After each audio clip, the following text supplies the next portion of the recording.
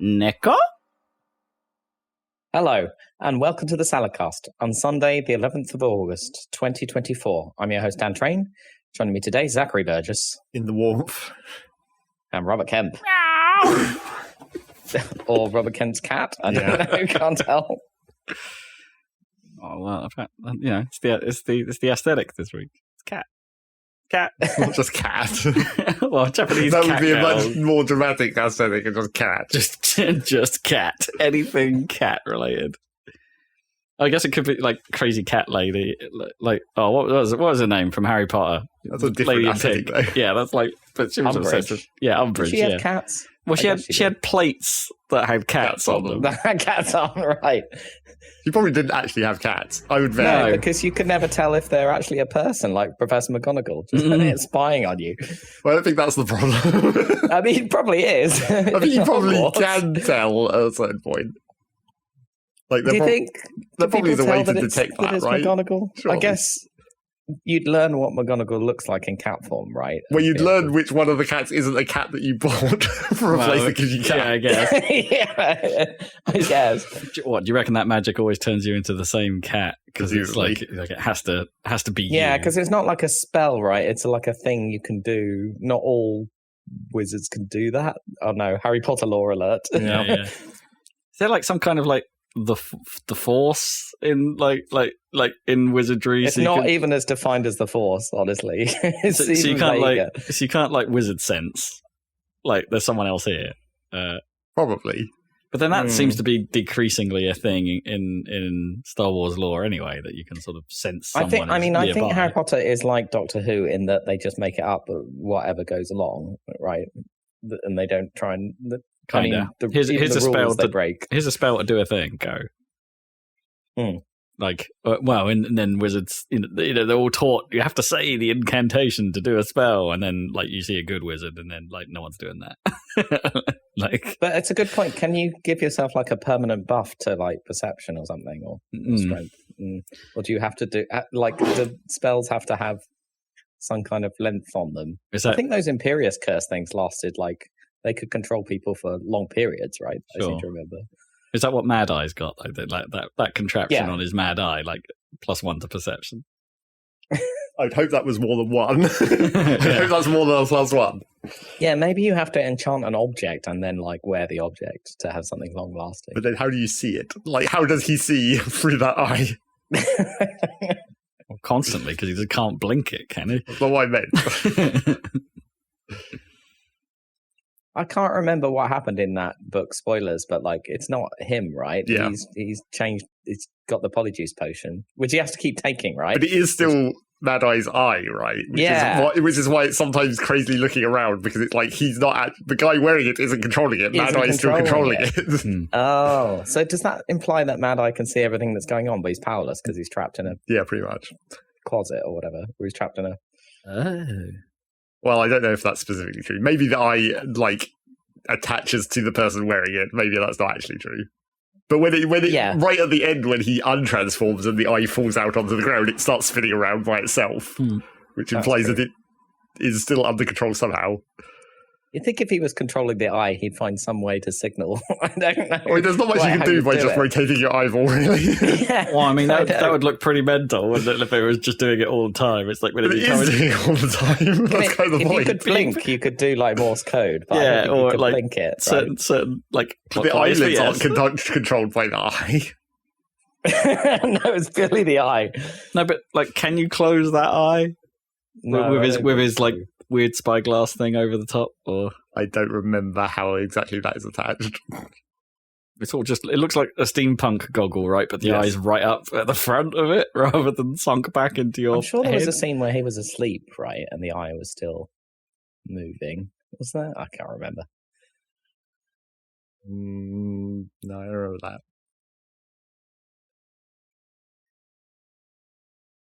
Anyway. Potter lore. Potter.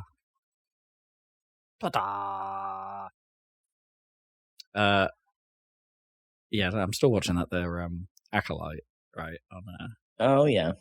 It's You're more into the Star Wars lore than I am. Like, now I've just given up. Like, but there's been a couple of moments where it's like like it's just always a little unclear, this whole force sensing malarkey, like whether you can sense the presence of someone or whether they claim to be who they claim to be. You know, it's just sometimes it seems to work, sometimes it doesn't.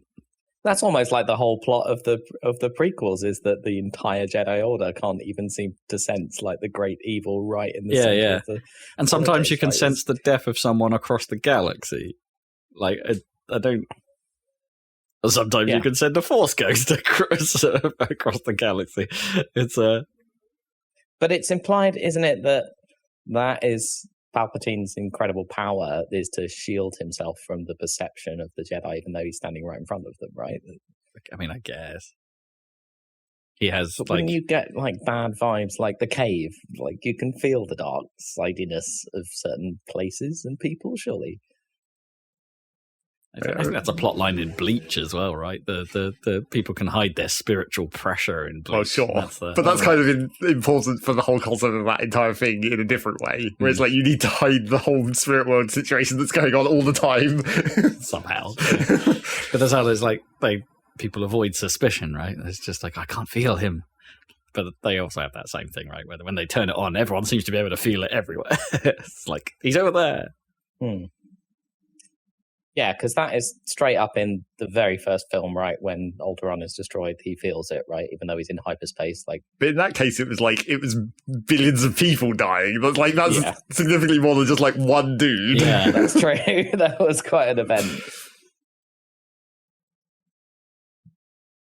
I forget, because doesn't Leia react when Han dies in Force Awakens? Kind of, but it's more like she's sensing Ben, right? She's sensing Kylo's feelings about it rather than Han directly. Yeah, because they have a bond, right? Because they're family or whatever, and they're both force sensitive. And apparently Kylo could just talk to anyone who he wants through the Force at a certain point. Yeah, he's got like Force telephone or Force Zoom, or like because she can see him, right? And she's like, "Can you put some clothes on?" That one's maybe a specific case, but yeah, fair. So what's that acolyte question? No, I'm not sure I had one. It was just sort of like I'm watching it, and I'm the rules of forciness are still. They're definitely very wibbly wobbly. Yep, wibbly wobbly, timey wimey. They make a whole bunch of sense. And you know, mild spoilers. A lot of people get murdered in that damn show. Like a lot of Jedi just straight up die. It's supposed to be Jedi, man.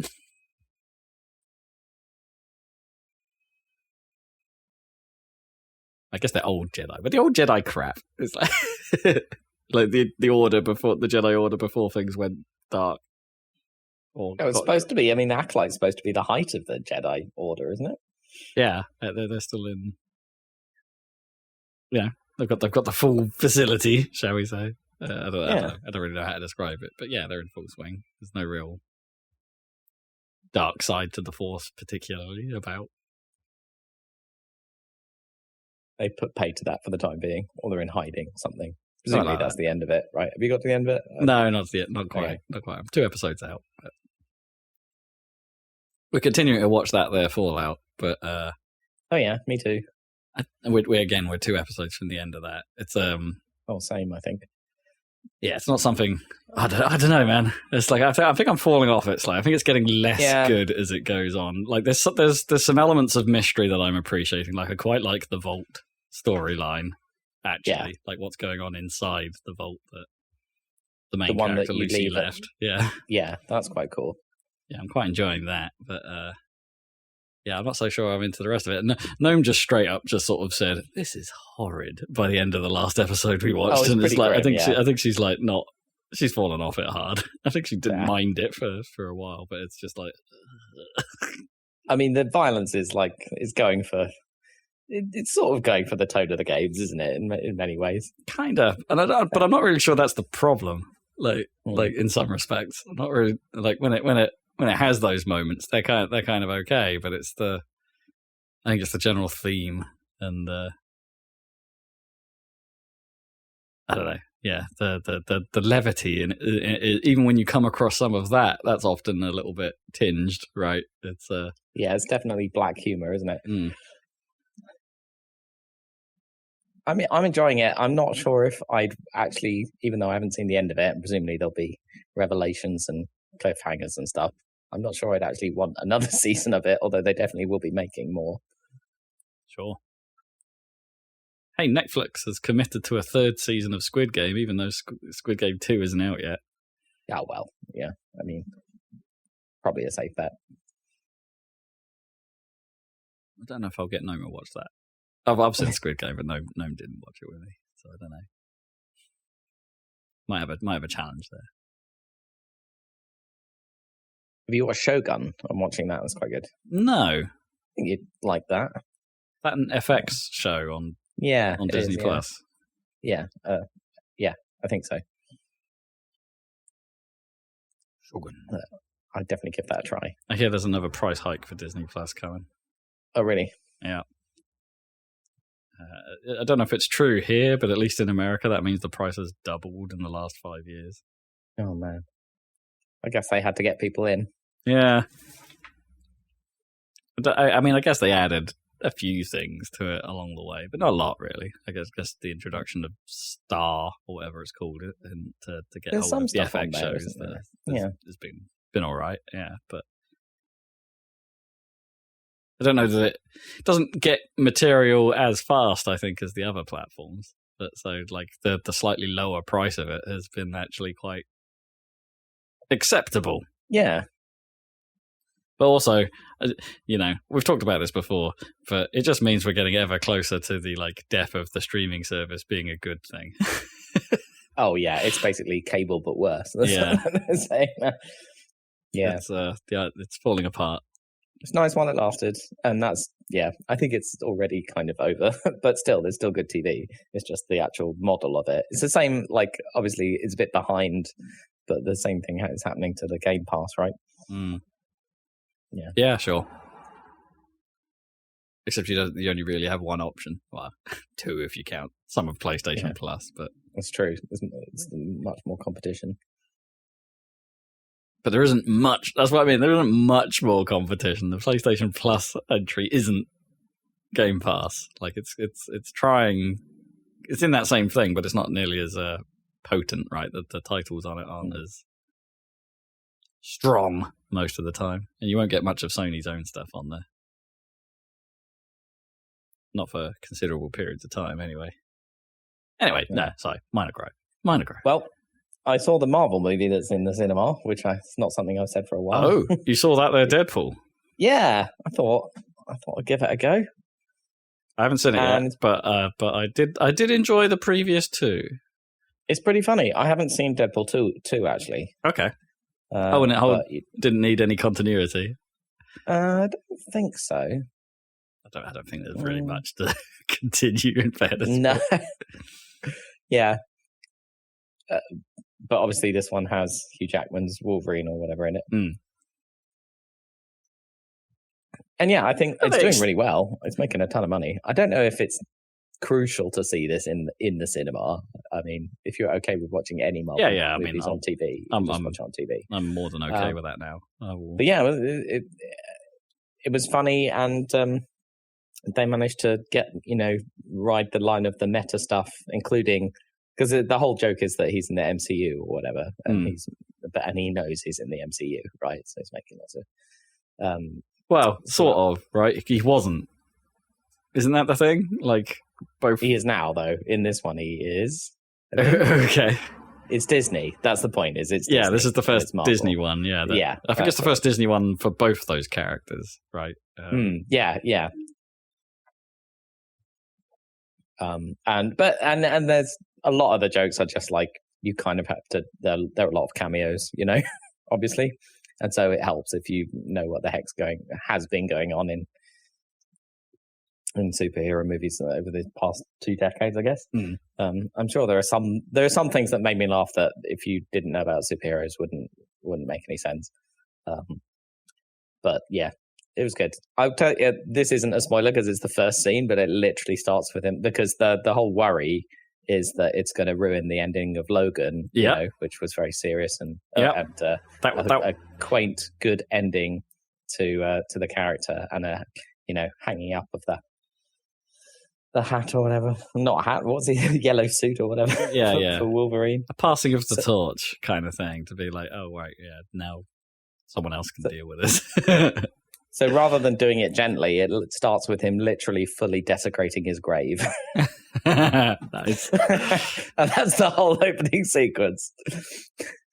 So yeah, it's a good start. And it continues quite well. I like that there's bits that you need to know from, like, there's a bit where it's like they end up in the void or whatever, because we've both seen Loki, right? Mm-hmm. And he just turns to the camera and says, oh, and they're being attacked by a Goliath, and he's like, oh, from Loki season 1, episode 5. Stuff like that. But yeah, I don't think you have to see that in the cinema, but it's definitely, and of course, the whole thing with Marvel is it's kind of running out of steam, and so there are jokes about it running out of steam. Oh, nice. That's cool. And which is fine. But great. So this one's good, but you can't keep doing that. I mean, this is the only way you can do that in the Deadpool movie. So it's great that you've done that, but yeah, do you think it's a little bit like was it She-Hulk, where like they turn the self-awareness on, and it's like, well, yeah, you can't do that too often. Yeah, that's true. I think Deadpool's more effective than, as a vehicle for that, maybe, than She-Hulk. But yeah. I guess in many ways they are cut from a similar cloth, right? It's true. Because She-Hulk does the fourth wall break. Yeah. Fully. But not in universe, if you see what I mean. They do it in... it's strange, isn't it, how it's designed? Like the way that ends is all kinds of messed up in terms of, like, what does that actually mean in terms of the universe? But because she was talking to camera, and that wasn't in world, right? Unlike Deadpool, like when he does it, like everyone around him knows he's doing it. Yeah, exactly. Which is the funniest part of that. It's like, who are you talking to? So I reckon they pulled it off. Good. Cool. Well recommended. I'm glad. It's a bit cheap. It's not like the biggest. It's making loads of money, but it's not like it doesn't. See, I don't mind that. It doesn't have to be huge budget. 'Cause the problem with most films, I guess most films just in general, like you give them a huge budget, and it's. I actually don't think it works as well. Like, it all goes on effects, it all goes on big set pieces, blah blah blah blah. But it seems to do all that at the cost of telling good story, good writing. Yeah, I'd agree. The writing is what makes this for sure, and it's a good. Hugh Jackman does really well at it in that weird context, I think. And Ryan Reynolds is they're both excellent. Good. So they're both generally excellent actors. So it's It's like I love Ryan Reynolds. He's so cool. That's Chris Pratt. Oh, I'm sorry. Yes, you're right. That is Chris Pratt. I can't say he's so cool. It's trademarks now. Nice. I've been kind of meaning to watch. I think is it called Welcome to Wrexham? Right, yeah. Just because Ryan Reynolds, the guy from Always Sunny in Philadelphia, right? Yeah. Well, yeah, and it's like the sort of real. It's a bit like Clarkson's Farm, right? It's the sort of documentary of him actually running Wrexham. I just don't care about football. That's the thing. Yeah. I quite like the idea of these weird Hollywood actors doing an English thing. I forget. Does he own Wrexham, or is it pretty much? I think. Yeah, they bought it. Yeah, that's so cool. It's so weird. It's kind of cool. Yeah. I mean, it would be less cool if someone less cool bought it, right?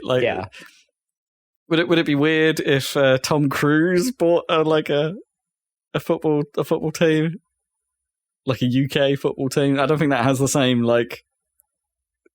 cachet somehow. It's Tom Cruise. He's obviously cool, but well, the trouble is that you can't. I think it turns on my cynical button for some reason. It's because you can't buy a high-tier English football team. You have to buy a shit-tier English football team, and you can't do that at a certain point of being an uber celebrity. You can't do that and make it look good. You can't be like, I'm going to buy this shit team and just I guess give them money because then that'll make me look good. I I guess if I'm just trying to think, like it's probably a good example to think of like who would it work for, who wouldn't it work for. If Chris Pratt, He's So Cool, did it, that's probably all right? That falls into probably the similar category as maybe as Ryan Reynolds. Well, I mean, hard to tell with that guy these days. I don't know what's going on with the thing is, like with Tom Cruise, it's like you can't imagine him being actually enthusiastic about football in a genuine way. You imagine him faking being enthusiastic about football, being incredibly smiley about it. Yeah. Apparently, he's going to be abseiling off some crazy height in the closing ceremony. When's that? Today? Wait, what? Really? Tom Cruise has been at the games. Yeah, I've seen him about. Yeah, well, he abseils down and then Snoop Dogg is there. Well, yes. If Snoop Dogg isn't in the closing ceremony, it will be a tragedy. Snoop Dogg has basically taken over the Olympics for me. He's the absolute man. Like him turning up at the equestrian events in equestrian gear. That was just the coolest. I mean, let's see. Let's hope so. What a legend, honestly. You've been enjoying the Olympics? The Olympics has been cool. I enjoy the Olympics. It's always good. I don't enjoy BBC's coverage, but like I enjoy... Well, I should always caveat that with my usual things. When they're actually showing sport and they're commentating on it, it's pretty good. It's pretty good. Oh, I can't deal with them on a sofa or anything. Oh my god! There's so much of it. Like the bit that annoyed me the most. Like there are just so many moments where it's like, okay, they go so hard on celebrating any kind of British success, but they do that to the detriment of showing what's going on. And I cannot abide by that. Yeah, that's super annoying. Because they spent like 15 minutes, I think, going on about God, who was it? I think it was Dina Asher-Smith in the heptathlon. And she medaled. She didn't win, but she medaled. And I think they spent like a good 15 minutes like focusing on her and going, "Oh, isn't it great? Isn't it what an end to a career?" She's done several of these now, so I think they're like assuming she's not going to do any more. How good is it? In the background on one of the screens, I can see the shot put is still going on, and I'm like, show me that! Show me the stuff, yeah. I know there isn't any British interest in the shot put, but I'd rather see it than not. Is it not red buttons any longer? Well, no, because that's part of the problem. The BBC effectively got outbid to do like the full coverage, like the full suite of coverage by Discovery. So the only way to get that full coverage is to have Discovery Plus, which is another streaming service. I was trying to watch the velodrome stuff yesterday, and it was like the men's Madison. Oh, if you watch the Madison is insane. It was insane, but it was like it was 200 laps long. So they were like, and I was watching it on the iPlayer. And like halfway through, they're like, "Okay, we're going over to BBC Two now." Oh, and then there's a gap. Yeah, and then it's like, right, BBC Two, and then they literally switched back before. So they went from, I wasn't watching channels. I was just watching the live stream. And I got like one set of commentators from BBC One. Then in the middle of the race, they switched over to BBC Two, and then they switched back to BBC One before the end of the race. Yeah. And meantime, everyone's like crashing into each other. Yeah. The problem with that was there was an epic pause as well, wasn't it? On the iPlayer stream, it cut away to like their can't see what the hell's going on. It wasn't a smooth transition. No, it cut away to their graphic of the Eiffel Tower for like a good several minutes. And then you come back, everything's changed. It's like, what the heck is even going on? Yeah. I mean, I know that BBC is like kind of stuffed on that front because they do have to. They do have to keep some schedule, some programming stuck where it is on BBC One and Two. Yeah. But it's not. I mean, if they had the full rights, I could just watch the stream. Yeah, they would without commentary or whatever. They wouldn't interrupt it, or it would just go. I mean, sometimes you see that. Sometimes the feeds just go quiet. I don't know if you noticed where the commentary stops, and I was like, I guess that's because they're waiting for the opt. And where they're I guess someone's saying we're going to switch to you in a moment. We don't quite know when, so like don't commentate right now. And so there were plenty of pauses. Like, I don't know, it's just weird. It was a shame. It's a shame they have to resort to that because doesn't it? I wonder if it costs them more to spend so much time in that virtual set with Claire Balding. I don't know. Right. Probably. I mean, the virtual set was kind of cool. I mean, paying her for the Olympics. Yeah. I mean, I'll give their their studio teams a credit. The virtual sets are very good these days. Like very, very good, in fact. They had one stream I was watching where the show ended, but the stream stayed up for a while. So you just see like a cameraman walk in from shot, but like halfway through the screen where it changed from like AR, I suppose, and like a mixed reality view to just fully CG, and like so this guy just appears out of the ether, like Homer Simpson walking into the virtual reality world, sort of, or coming out of a hedge, just or coming out of the hedge, yeah. So I'll give them credit for that, but yeah, far too much talking, but far too much, which is a real shame. And it's over already. I know. It feels weird that it's like this is basically all I've watched for the last 2 weeks, pretty much. Yeah, and it's I've been lapping it up. Taekwondo is great. I was talking to Gnome the other night about like wouldn't it be awesome to be the Taekwondo ref? Right. Like, because like there's a bit of me like really loves the formality of it. Like there's no messing about. There's no like random chat or like anything like that. It's just like they're like very clear hand gestures. What?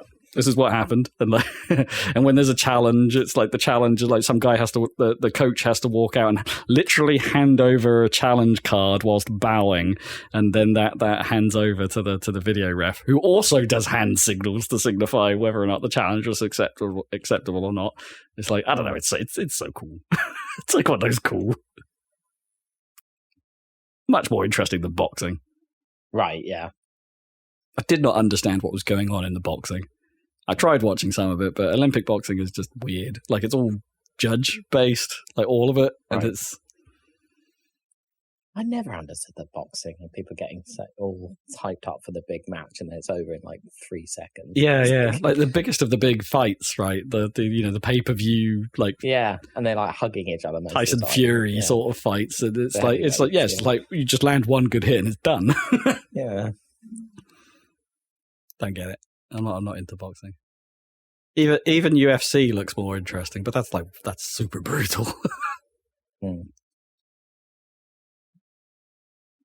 Draw the line there. Draw the line. Give me Taekwondo. Give me sumo. Come on, where's your Olympic sumo? Right. That doesn't work with different countries, though. You'd have like 3 countries competing. Yeah, what is it? Japan's hot at it. Malaysia is hot at it. I think the Philippines are pretty good. The Brits actually do have some sumo presence, not in Japan, but we do have some sumo. But I don't know, isn't it like a case of like if you build it, they will come? No. No? You don't think? It's too cultural. Not if you have to commit to doing like basically unpaid work for 4 years to have one chance to be a champion at something. I'm not saying like you're like, I don't know, do you reckon you have to adopt like the proper sumo lifestyle like they do in Japan? Because it is a way of life, right? It's not just a career. Maybe you could get away without that with the Olympics. But, like, you're still having to train for it for, like, 4 years just for this one shot. Well, that's all Olympics, right? Yeah, but at least in most other sports, there's some cross-compatibility in skills, even. You can just be fit. Weightlifting? Although, in fairness, yeah, actually, the story behind our female weightlifter was that she was a shot putter. Yeah. Or was training for that and was like, no, actually, I just like lifting stuff. Fair enough. And she got bronze, so, she's good at it. I mean, I'm guessing breakdancing is not going to be back. Oh man, that actually sucked. Like I watched a bit of that, and it's like, yeah, they can dance, but as an actual thing to watch and try and judge yourself, it sucked. It really did. It wasn't much of it wasn't a good watch. It was a shame. I still don't really understand what's the deal with Olympic football. I think it's just football. What is the deal with football? Yeah, but like, isn't there something like, because is it like not? Can it not be? I guess it's not FIFA affiliated, right? But is there like some rule that means like FIFA affiliated players can't be in it? Like, I'm not professional, right? Like you're not allowed to be paid or whatever. It's kind of the same as what's the other sport that does that? Sort of like golf, but golf has its own tiered system. Right. So it's got. Yeah, I guess I only saw the ladies' golf, and I don't really know what the current landscape of female golf is. Then, and I think that applies to like basketball and hockey and ice hockey and stuff in the Olympics as well, right? You're not allowed. Like, don't just have NBA teams come to the Olympics. Yeah, but is LeBron retired then from the NBA? Because LeBron James was playing. He might be, yeah. LeBron James. That's so weird. It's like, why are they even there then if that's not like the best of the best? Like, it doesn't make sense. That really doesn't make sense to me. Well, it does even the playing field a little bit, at least. But then how does it work with like the athletics, right? Because presumably, like those that are in the various leagues and the World Athletics tournaments, it's like they must be sponsored and paid to some degree. Well, yeah, but that's like different from it being a job, I guess. Oh, what, you reckon that's not enough to sustain those? Then, well, yeah, they do something else. I would imagine that. Well, in like athletics case, you are giving sponsors that keep you able to like train for 4 years whilst not doing much else. Sure, it's like that's kind of how that system works, but that's not the same as like it being your literal actual job. Oh, I see what you mean. You think that that's the key separation. You're sponsored to do it, not. What about the tennis then? Oh, I don't know. How the hell does that work? It's all weird. I'm trying to look it up on Wikipedia here, and it looks like the whole amateur thing has been almost completely abandoned for the Olympics. Because where do you draw the line? That's the tricky part. There right? were certain sports, but now, like from 2016, you could have professionals in the boxing. Oh, okay, yeah, because that was the one, right? That was the reason why you couldn't get Amir Khan coming back every year. So I don't know about the golf, but boxing is okay. So I think it's mostly okay for all sports. Interesting. The hockey was good as well. I enjoyed watching hockey. Apparently, an old Ipswichian was in the female British team, so represent. Oh, really? Yeah, Hannah French, I think it is. Right. Yeah, she was an OI in the. So she'd have played at that weird hockey court by the. Oh, at Westwood, you mean? Westwood, yeah. Oh man, I hope it's better than. No, I think they play at the hockey club in Ipswich now, which is just up Henley Road. But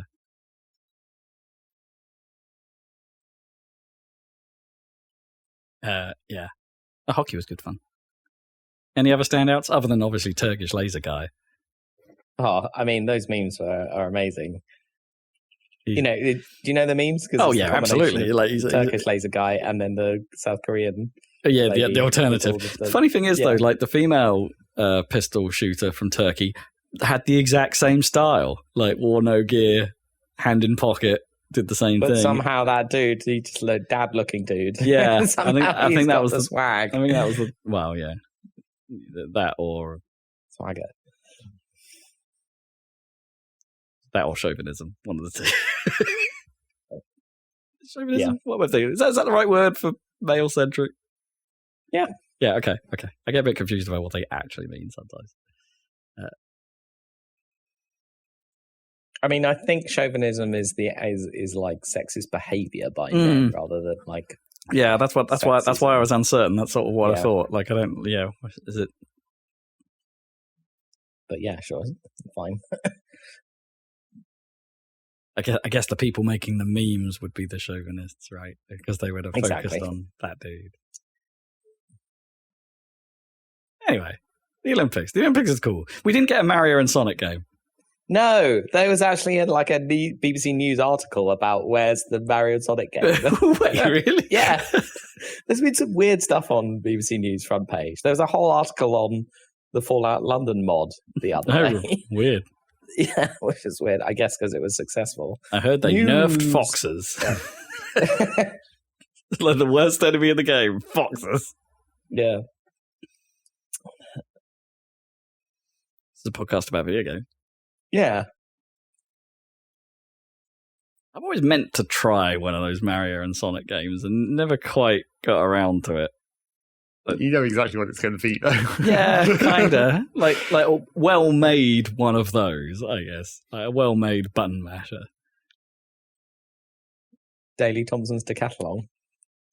We'll play the actual Olympics game. Well, some of them are better than others. I guess Sonic and Mario is more consistent overall. I think there was like this year, they only had like a mobile one this year. You know what I didn't hear a single thing about at the Olympics? The Olympic esports. Well, that hasn't happened yet, right? Oh, is it not? It separately, I think. Oh, I kind of assumed it would run at the same time, like as an attempt to integrate it, but get your Just Dance shoes on. That's too much like a real sport. Yeah, it's the exact. Well, apart from the like game scoring you, I suppose. No, yeah, but I don't think would you rely on the game score in the Olympics, or would you actually change it to be judges again? I think we looked because then you could do the DDR with the bar at the back. Yeah. I think we looked this up a while ago. Like they're actually trying Just Dance. It is like. It's judged so that they'll have the game score, but like that will only be like half the scoring. Like the other half will be like. That seems like that's going to be a huge problem. I think it's to make sure you actually do the dance rather than just waggle. Well, so that you can't just exploit the game. Yeah.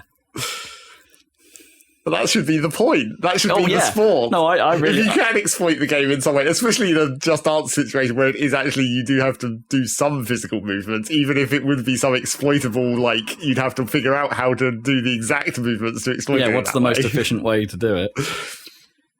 Man, that so should have been, like, they should have replaced that and just put Beat Saber in. That would have been a much better choice. Well... Not for viewing, though, probably. Any VR but you just put it in one of those AR suites, right, where the person is... You can, like, position the camera in virtual space around them. Maybe. Like, Beat Saber can support that.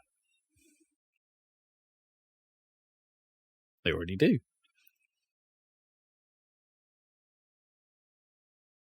Half-Life Alyx speedruns. Olympic Half-Life Alyx speedruns. Or some kind of shooting gallery. I mean, is there like Olympic Tetris or? Man, that would be cool. The Battle Tetris. It'd have to be Battle Tetris. Olympic IK Plus. Because karate's not on the list anymore, is it? It used to be Olympic sport, but like I don't think karate's karate's not been there for a while, I don't think.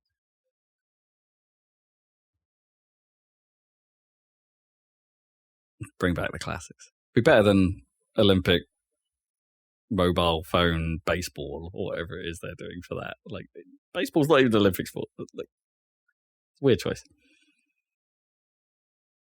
That's what they're trying to do, right? They want the baseball to be an Olympic sport, so they're starting with the virtual version. Yeah. I mean, the place to pull that off. Oh, where is the next Olympics? Is it another American one? Yeah, Los Angeles. Right. Yeah. I mean, they could try it there. After I guess Tokyo must have failed to get it in. They're like the two places that actually play baseball. Yep.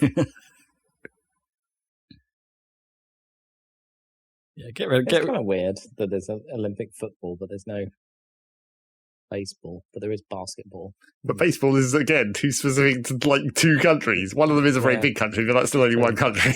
Olympic gridiron football. That's what they'd have to call it as well, right? They couldn't call it like Olympic Madden. You want to go like Olympic XFL. Oh, damn. Do the weird version of American football, not the actual version of American football. That'd be pretty funny. Aussie rules, clearly. Like, I was a little bit surprised that skateboarding, they haven't just included a half pipe, right? Because they do that with snowboarding at the Winter Olympics, right? They have half pipe snowboarding.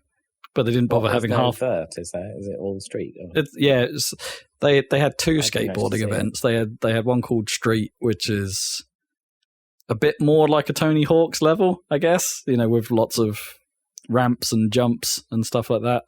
Not much in the way of like specific grind areas, but they also had a street park that was more about grinds and like had stairs and rails and stuff like that. So it was basically two different park designs for the same sort of competition, but they should, they should really have a event of some description. Who else is going to try and pull off a 900? Right. I mean, Tony Hawk was there. That was cool. just seeing his face on TV for like a hot second, and occasionally seeing someone's trick and going, "Oh!" I'm like, yeah, okay, I'm okay with that.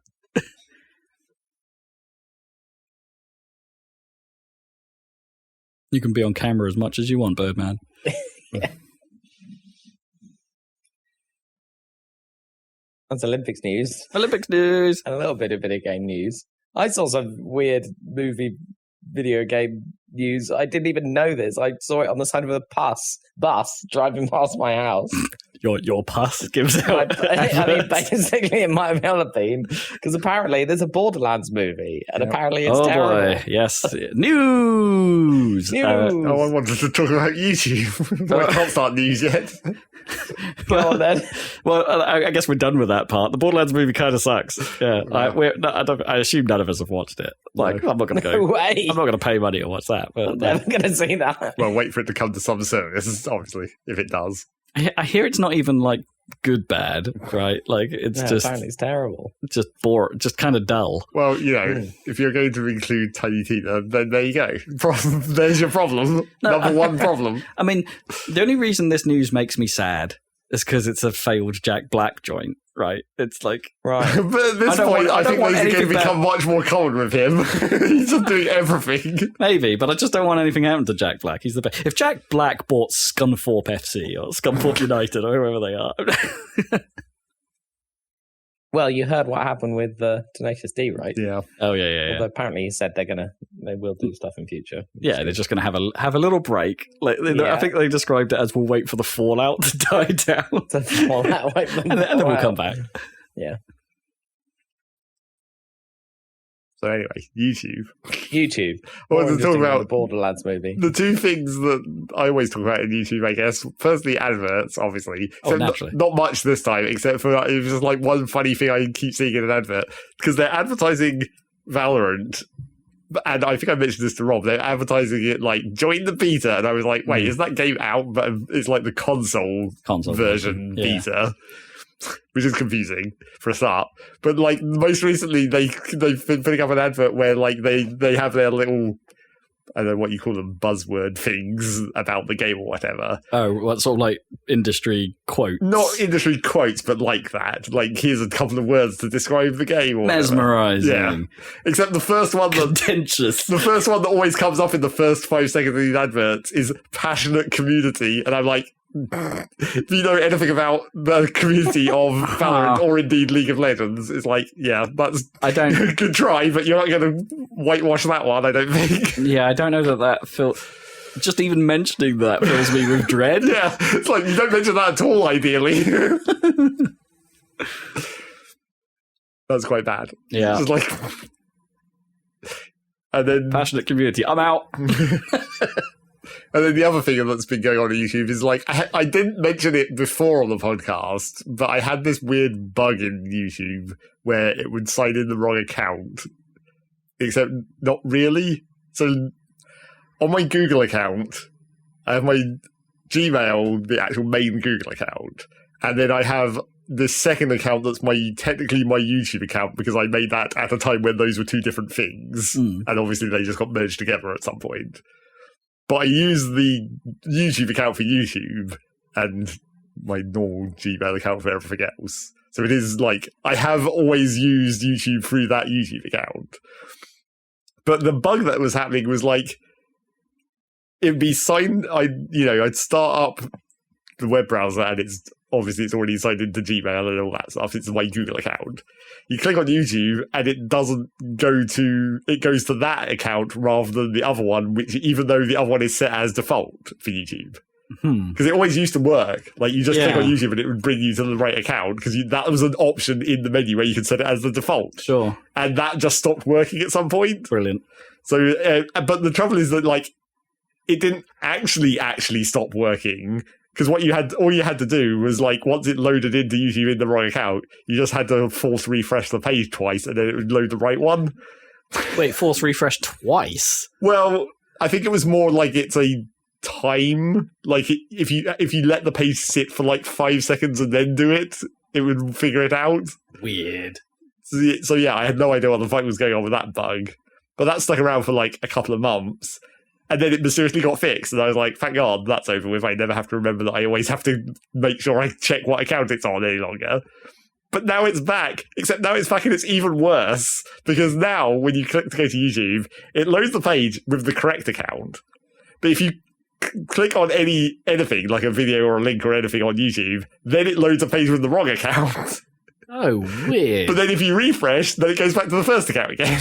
Oh, that's messed up. That's got to be like some sort of cookie error, right? Or some kind of local caching weirdness. Maybe, but then like, why did it go away before if it was local? That's the trouble. It's like if it's something on my machine, you wouldn't have expected to just randomly get fixed like that. Maybe have a secondary browser on your system and only log into one of those accounts on that one and be like, this is the one I use on this browser and this is the one I use on this one. Because when the first time that bug appeared, I actually went and looked on the internet to see if other people were complaining about it, and they were. And I was like, okay, so it is actually a problem. It's usually a good sign, in a way. But yeah, once it got fixed, I was like, oh good, that's over with. But now it's not over with. It's just come back, except in an even more annoying form where if you forget, because it looks like the right account now, but if you forget that the first time you click on anything, you're going to be then transported into the wrong account. Yeah, it's quite annoying. Especially, as I mentioned before, with my habit of using the YouTube watch history to manage my algorithm, basically. So whenever I click on something that goes to the wrong account, it's like, oh, that's in that account's watch history now. God damn it. Why do you use multiple accounts? I already said it's an old account that used to be the separate YouTube account that got merged into the Gmail account. Oh, okay, gotcha. So, but you're using them separately, for a reason? Well, it's because I've always used that YouTube account as my YouTube account, so it is literally my YouTube channel is in that account as well. I see. So it's all my watch history and all the related stuff, all the algorithm stuff of YouTube is attached to that account. Gotcha. It's funny because you can, if I do look at in the normal Gmail account and look at the watch history in that, it stops at 2017 or whatever, because that's when I was on the other account from then on. You can see the precise date. And yeah, that's usually being a goddamn pain in the ass for some reason, for some mystery reason that really doesn't make any sense. I also have the thing of having two accounts for that historical reason of Google Plus or whenever they forced it into a weird state. And I was like, no, I'll use my original account, thank you. And now I have two accounts forever. Oh, yeah, I don't have that. I don't know when that happened. It must have been 10 years ago or something. Yeah, at least. Well, I mean, originally it was literally a YouTube account because YouTube was a separate thing. Yeah. So I still use my YouTube account, which is separate technically. I guess it counts as a Google account. Yeah. Anyway, it's tied to the same Google account, but then it created me a new one, right? Yes, because Google Plus was then, if you ever looked at that or whatever, that was a separate thing inside Google for a while. Yeah, it definitely was caused by Google Plus. Yeah. I think if I never had a YouTube account before that point, because how have I only ended up with one? Or Actually, I'm saying that out loud, but that might not be entirely true. Not be true. I just haven't run into these problems. No, yeah, that's the mystery thing about it. Technically, I have 3 Gmail accounts, or Google accounts, but the third one has never been involved in this mechanism. It's much more recent. This is well post any of that stuff. But it's never randomly decided to go to that account. I never thought to actually use my other account for anything. Maybe I should. Your shit posting account. Yeah, right, because if I switch to it, obviously it'll have no history, so it'll be what fresh YouTube. Yeah. Oh yeah. Get clean, clean it gives me Ed Sheeran on the first page. So it really doesn't know. That's how you know it's completely clear. Yeah. Sheeran and Swifty, right? That's all you need to know. Presumably that's what the neutral generic Western UK. Yeah, music videos from Vivo, right? That's the bog standard. Yes, so is Vivo a thing? I think we talked about this before. Yes. Is Vivo still? They're still about. Yeah, they still post on YouTube, I think.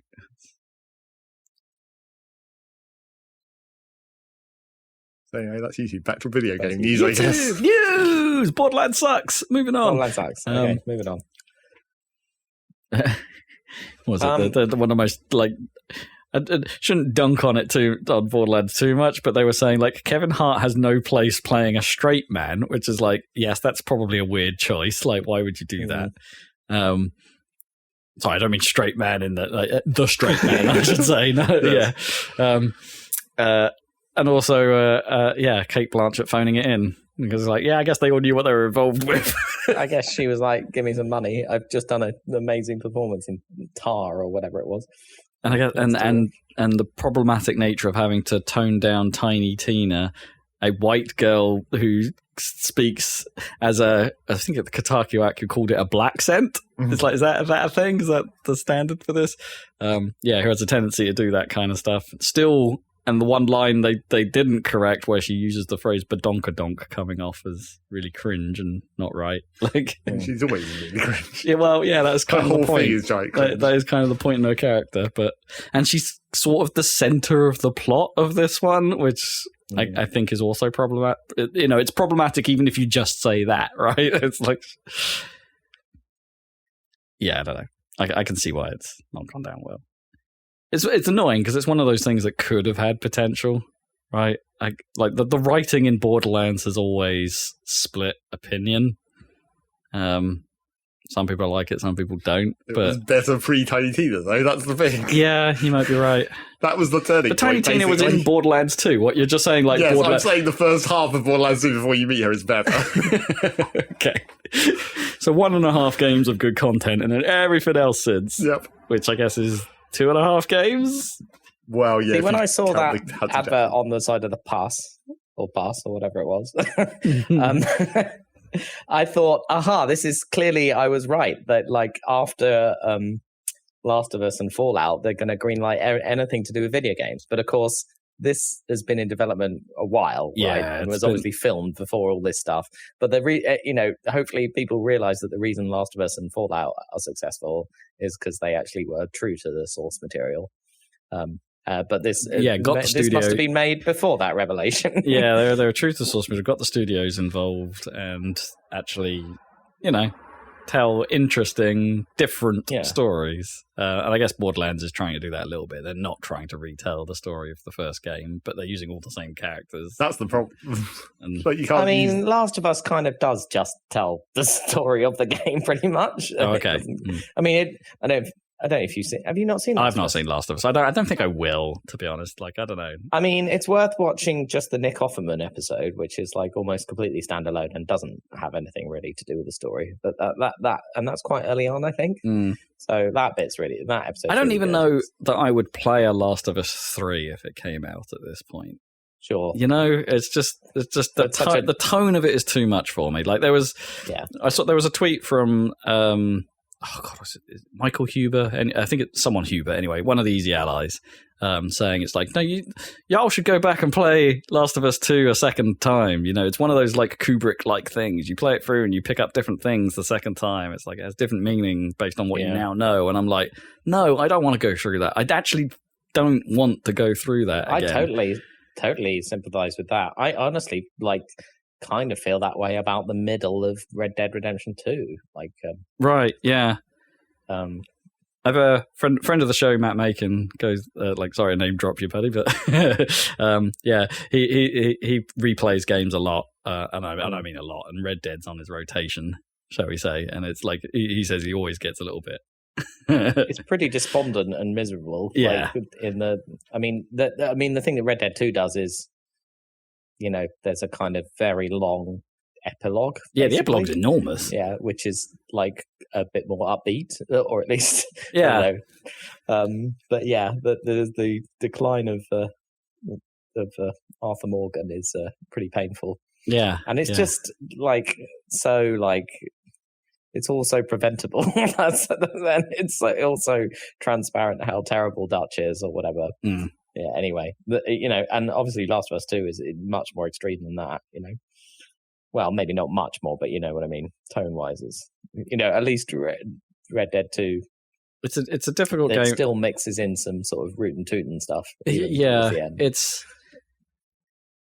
Last of Us 2 is a weird one because there's no...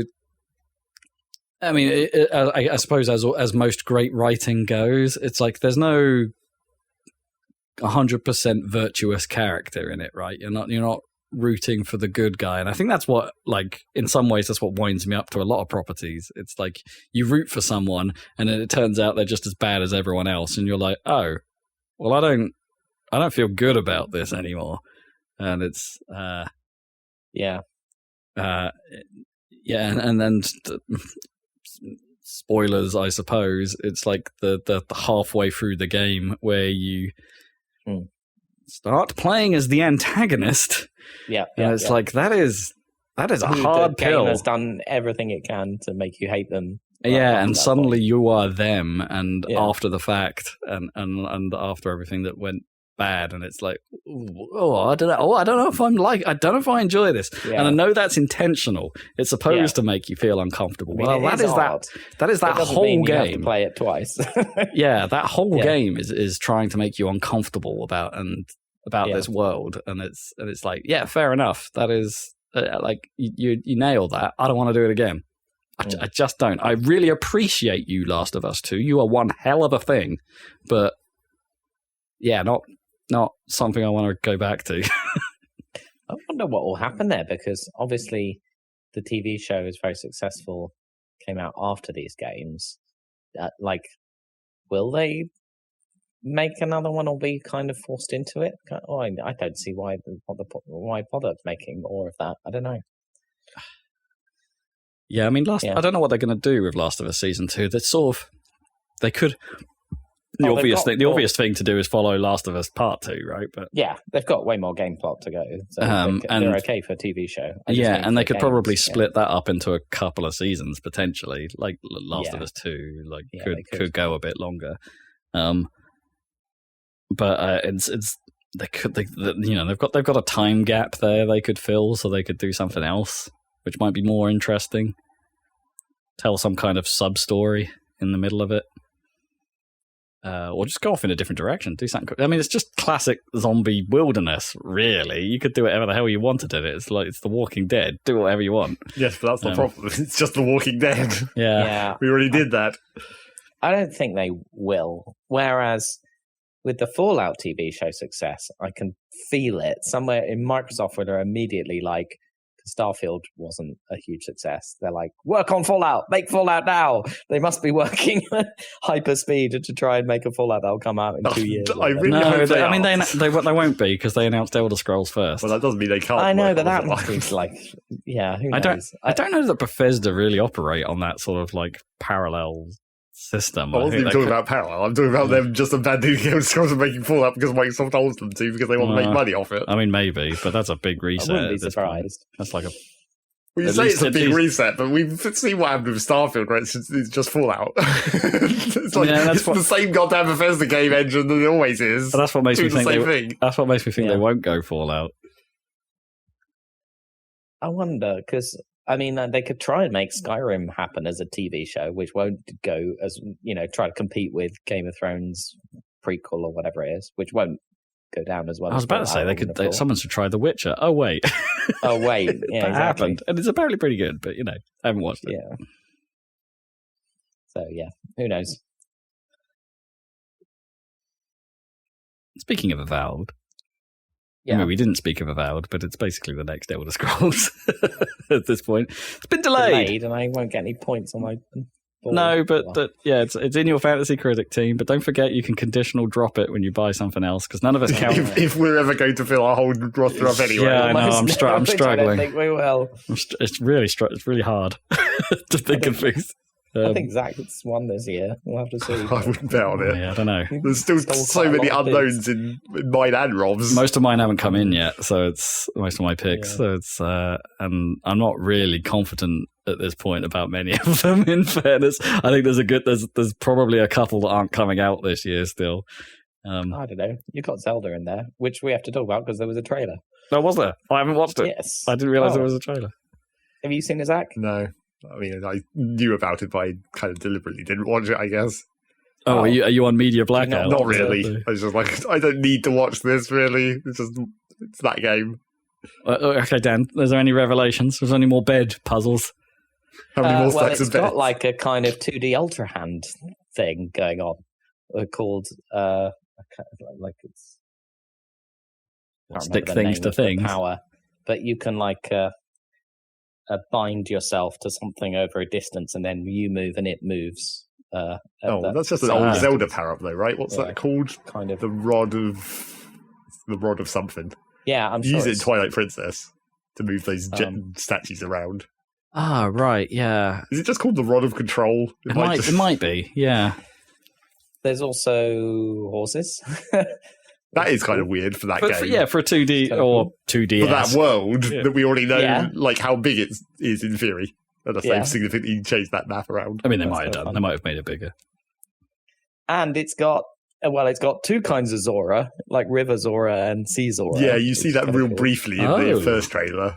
That's kind of cool. The classic-looking Zora and the modern-looking Zora, basically. That's kind of cool. So they're doing Avatar Way of Water, basically. Well, fresh water and salt water, I suppose. Yeah, so that's kind of cool. Yeah, that's neat. And they've got the return of Deku Scrubs. Woo! I think you also saw that very briefly in the first trailer as well. Yeah, I mean, there's just more information in the. It's like an overview trailer. It's labeled as like the traversal. But if you're gonna get Deku Scrubs, then you're also going to get Koroks. Put them together in the same game, right? I mean, if you're gonna do the Zoras, why not? Did the Gorons have another version at any point? I don't remember. No, I'm not sure they did. I don't know if they've ever really looked too different either, right? No. Because the Zora have definitely changed game to game, right? In terms of they don't. I mean, if you look at the Fish King from Ocarina of Time, it's not like what the Fish King. He's more of a shark, right? By the time they get to the modern ones, in some ways, they just mysteriously get big. That is the mysterious ability of Zoras when they become kings. They just get huge. They get huge for some reason. Or queens. Yeah. So I think it looks cool. It looks like they've got quite a bit of influence from like Breath of the Wild's Tears of the Kingdom in it, which of course isn't present in Link's Awakening because it's a remake of a game from 1992 or whenever it was. So that's kind of cool.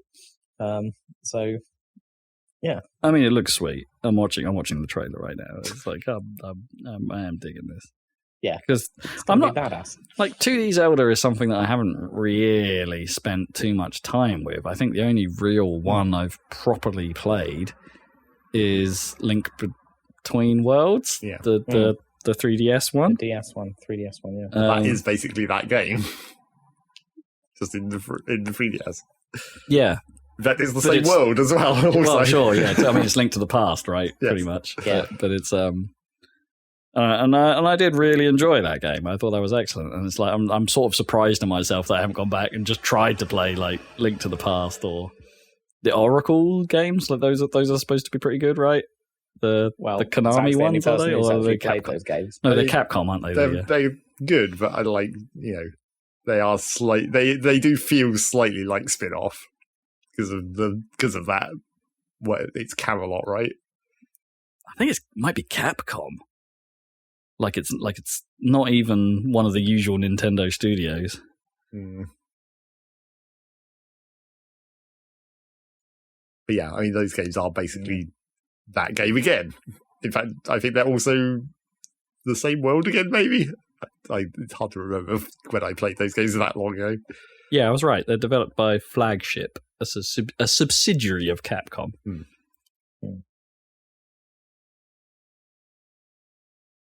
Wanting a Wikipedia. Pinch of salt included. Well, yeah, so play an old one. I mean, there's this new one, but the Link's Awakening remake is pretty good. If I can get by the Unreal Engine faltering on Switch. Yeah, hopefully they fix that. Like the old version of that instead. Yeah, well, in some ways, might as well. I don't even know what we were talking about in the first place. It was Avowed somehow. It's because you've got Zelda on your Fantasy League, which I think is a good move. Good pick. Yeah. I think and Astrobot, you've got all the good stuff. I gotta... Oh, and you stole my bid as well for fucking Dragon Age. God damn it. Yeah, I did. I didn't even bid on that. I was like, all my bids have been stolen. Yeah, I did. That feels like a counterpick. God damn what do you think? You don't think Dragon Age is going to be good? Not that one. Veilguard. Okay, well, I mean, you've got two counterpicks. Yeah, when I say that feels like a counterpick, I mean that might be one of the best options, even if it turns out to score some amount of points. At this point, because it's coming out. I suppose you're right, because it's like the first project since Andromeda for BioWare. Oh no, Anthem. Yeah, Anthem. Yeah, like there was this whole other game in that gap. Oh god. Yeah. Right, so yeah, they've had two misses in a row. I suppose it's possible. And we also do we know which part of what is left of BioWare is making this? Oh God knows. It's probably nothing like what it was. Because the whole point of Andromeda was it was the second studio, right? That was why that turned out particularly bad. Oh, was it? I didn't know that. But then Anthem was the primary team. Is that what you're saying? Or? I think so. And then obviously the whole thing got cut down to size, so probably there isn't even two teams any longer. I think they're going to have an issue that even if it's fine, it's going to suffer in comparison to Baldur's Gate 3, which everyone loved. Sure, but it's kind of a different... It's not the same thing as Baldur's Gate. Yes, I mean, you're always going to compare it to, well, Mass Effect, mainly. If not the other Dragon Age games, obviously. Yeah. Which is the one people like in the Dragon Age? I don't remember most of the subtitles of those games. There's 1, 2... Origins? Was that it? Or was 2 : Origins? Yeah, that's where I don't remember. Yeah, I think there's been Inquisition as well. There's been at least 3. And you're right. I've never played any of them, so I've got absolutely no idea. I just know that some of them seem alike and get referenced a bit, so I thought, oh yeah, I'll have a punt on that. Fantasy Critic update. What else is going on in the world of news? Let's take a downturn. Bungie have fired 20% of their workforce, having been acquired by Sony. To which everyone quite a long time ago. Yeah, quite a long time ago at this point. But this is despite the apparent financial success of Final Shape, which everyone suspects is the last expansion to Destiny 2 because it's called Final Shape. Doesn't necessarily mean anything. It's Final Fantasy. Just completely side topic entirely. That's only going to be a random sentence here. But on my YouTube adverts, I've seen they're making another expansion for Guild Wars 2 at this point. Wow! I really thought they were done. Okay, but they're not. They're making another one. The game is ancient. Yep. Although seeing that has been like, maybe I should install that again. Because I haven't installed it on my news machine. I don't know. There's a bit of me that will always be fond of Guild Wars 2. Well, there's a bit of me that's always going to be that's just like, I'm never going to have the time I want to dedicate to this ever again. There's always going to be a bit of me that's disappointed that I never actually finished Guild Wars 2 because... Right, yeah, sure. Because I never could... Well, you can't really do it solo, I guess. And me and Rob got very close to the end, but never actually got there. No, we never actually did it, yeah. Yeah, so there's that. They've lost 20% of their workforce, and a further 12% of what on top of that 20 are basically being moved into Sony proper. So my guess is that 12% is like marketing and HR and and admin stuff. Well, they're making a new Killzone. No, I'm not being serious, but that's why if you wanted to bring some shooter people in from one of your subsidiaries. I mean, that's not some terrible thinking, actually. If someone was going to take the Killzone helm, Bungie wouldn't be the worst choice. It would be ironic, wouldn't it? The Halo competitor on Sony. I hope Bungie somehow come back. Like I'm not saying that they have went away or have particularly I have very few opinions on Destiny. But like I don't know, I want them to do something that is as impactful as Halo. And I know that's a hell of an ask, right? But I I just kind of want them to do a regular ass shooter. It seemed like the right idea at the time to be like, Reach is our swan song for Halo. We're going to build something all new. Destiny, live service is the future. It seemed like the right idea at the time. But it's like, can you replicate things? It's like, I mean, it's noble to try and make new things, but like, Nintendo do well, like taking the same kind of formula and totally mixing it up, repeatedly for decades, but not falling into like trend category. And in fairness to Bungie, that is what Destiny was, right? It's like it was kind of leading the charge in some ways on this, it was like an early one. Yeah, like live services weren't really a proven thing when they did it. I think it was a canny move, a good move. Whether I don't think Destiny kind of fumbled the launch famously, right? Yes, with the whole wizard came from the moon stuff and all that. But I don't know where it got to. It doesn't feel like. I'm sure a lot of people had a lot of fun with it, but it doesn't feel like it came into its own in the same way that, like, I don't know, something like No Man's Sky that, you know, weird comparison, but it's something that started out wobbly with a lot of promise and then grew into itself. It's like I'm the wrong audience for modern games. That's like, and we are the like, because it's like I miss. You know, I was talking about Immortals last week or something, and it's like I miss the tight shooter, the tight, well-defined. Here's how we go. Here's a nice story to go along with it, and some nice shooting mechanics. Wham, bam, thank you, ma'am. We're done. Something I can come back to and go through again without having to invest 100-odd hours into it again. It's like that's. I mean, I guess that's what I want. Right? I don't know, but that's like... I mean, Doom's pretty close, right? Doom 2016 in particular. Less so Eternal. But, Doom 2016 I will probably come back to at some point. I have been tempted, actually, relatively recently. I don't know. Yeah, there's something about that. But they just don't make straight shooters like that anymore. I mean, the closest thing you get is the boomer shooter and indie scene, right? Like where they are still kind of going down that path, but none of them are Halo, really. Not really. None of them are Gears, like old Gears. Man. I really want to do like you guys and do a Halo campaign co-op run through on Legendary or whatever.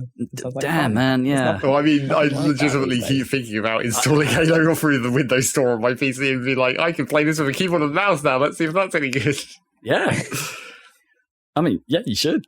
I actually, it's funny you say that. It's been like the last week or couple of weeks or so where I think like, are we overdue? Do we need to get back into Master Chief Collection? Maybe turn a few skulls on, see if we can do that. Like, how did you get through all the games, you two? We got could, the ones that you can co-op, yeah. So up to 4. Up to 4, yeah. And ODST, obviously, that counts. Yeah, can you not co-op Reach? Is that not? Oh, sorry, Reach, yes. That's what I meant. Up to 4 in the timeline, I suppose. 4 is the last, right? You can do split screen. You can co-op 5, and 5 was kind of designed for that, but you can't do it split screen, so we require multiple consoles to do that. Which, you know, we could set up here. I've got an X-Bone in the loft. Obviously, it will run on the Series X, so we could set that up.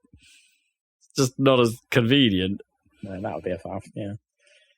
And obviously, that's the point where it doesn't go into Master Chief Collection. That's the cutoff for that as well, inconveniently. So we can't even do it through PC. Right? Yeah, of course. That is kind of surprising. Like Halo 5 should just add that to MCC at some point. Yeah. I mean, that is doubly weird because obviously Infinite is there. So, like, the one afterwards is there.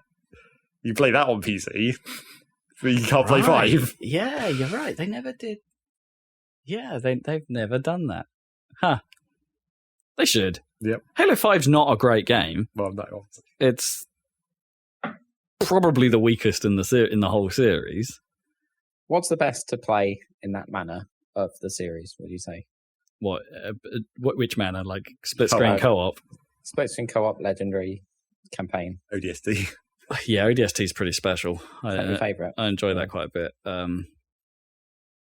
Well, Mainly because it has that open, sort of open world bit. Yeah. And I know that's the antithesis of what I was sort of talking about with this. Like, but it's a very constrained open worldy section, and it's kind of interesting. I mean, it's just like a Halo level, except you don't necessarily have to go for it in one specific direction. No, and you come back to it, and certain things change when you come back to it after certain missions, and there's some mystery to it, and it's which I don't think we've ever fully unraveled in our playthroughs of it. Well, I mean, we never went for like terminals or anything like in any of those games, really. Yeah. I don't know. Halo 1 probably stands up as one of the more fun experiences, even now. I do think the Halo 2 remaster is obviously way better than the Halo 1 remaster in terms of the remastering. Yeah, I mean, it looks fabulous. Yeah, it looks great. And the soundtrack and everything has been, I think, redone to a rejigged. That they ran into licensing issues with the Halo 2 soundtrack because of all the licensed music that they actually used, so they had to redo some of it for the Master Chief the orchestral version. stuff is really cool. Yeah. Even though that's not my favorite Halo game, I think it was a good remaster for sure. Yeah, I mean, I'm a fan of most of the Halo games, in fairness, just most of the Bungie made ones in particular. I think I've just realised why Halo's been in my mind, and that's because of Cursed Halo. What is Cursed Halo is great. Yeah, and then I was like, man, I wonder if you can play that in co-op online through the Master Chief Collection, because it's a mod for Halo 1, basically. And I mean, the name tells you what that might imply, but like, I think you can do that in co-op. So it's like, maybe we should do that instead. Let's not online co-op just straight Halo. Let's do Cursed Halo. Well, the trouble is that I know all the. I mean, I'd be up for that. All the jokes. I know all the jokes. Into. Rob doesn't. No. Maybe they'll make a video series of stuff. Rob's fresh reactions to Cursed Halo. We could do at least one video on Cursed Halo. That would be good. But you wouldn't get enough of the content in one video. Yeah, that's true. Kind of the whole point. I have absolutely no idea what this entails. I mean, the name is descriptive. Yeah. Well, maybe not entirely descriptive. There's different meanings to the word cursed. But... Sure. Messed up in some ways. It's the modern Gen Z meaning of cursed. Yeah. So anyway, that's Halo, I guess. Yeah, I've noticed that now I'm old, I'm starting to talk about generations more. Generations of Fortunately, I've never learned where the people, boundaries are, so I can't. Right. I'm now aware that I'm a millennial and there's a Gen Z below and Gen Alpha below that. Hear that, Milesy? You're a Gen Alpha. Yep. Galpha. He's a Galpha. Or Jalpha? He's an amateur Galpha. He can qualify for the Olympics. Woo. I do wonder, now I'm sort of now I'm in dad world. Like little thoughts of like, what if he was to get into something? What would I enjoy him getting into? Like, I've been telling you apart from video games, but he's going to clearly be well into football or something. Oh, I mean, that's like statistically correct. But Gnome will do everything in her power to make sure that doesn't happen. Well, that might be what clinches it. Yeah. The whole rebel aspect to it. It's like, no, Mom, I'm going to do something my friends do. I mean, the trouble is that in some ways you also have to think about what options are available around here. Sure, it's not like curling is going to be high on the list. We get into bobsleigh or something. I mean, that would be pretty sweet, but very expensive. It's a shame they never built that snow oasis, right? There was going to be a giant, artificial ski slope. I would have been into that. I'd have given it a go. It would have been better trying to learn to ski on that than the bloody dry slope. Oh, yes, obviously. That hurt. That hurt too much. News! Game Informer is shut down. Oh. GameStop have killed Game Informer after 33 years of producing... I really didn't know it was a GameStop thing, so yeah, that became a slightly surprising. I didn't know that either, but yeah, GameStop owned it, and yeah, they've just pulled the plug and removed the website. But theoretically before anyone had the chance to back up the material they had written for the site. Well, presumably a lot of the writing will be in the Wayback Machine. Yeah. Not the images and whatnot, obviously. Yeah, a chunk of it is, but not all of it, apparently. So yeah, that's a bit of a bummer. Like, Game Informer has been... they've... for a while there, they were like the I guess in the days before Jason Schreier, like the scoop mongers. Yeah, they would get they would talk. They were trusted enough to be able to talk to people well before like embargoes lifted, and they got the inside scoop and stuff like that. It is kind of a blow to the industry, but an industry that is traditionally moving away from those sorts of outlets, I guess. Like, there aren't many of those to go. I mean, IGN have just taken over everything, really. That's what we're talking about. I guess it wasn't competing with the likes of IGN or anymore for those that sort of level. And obviously, print media is dying, so they were still making magazines.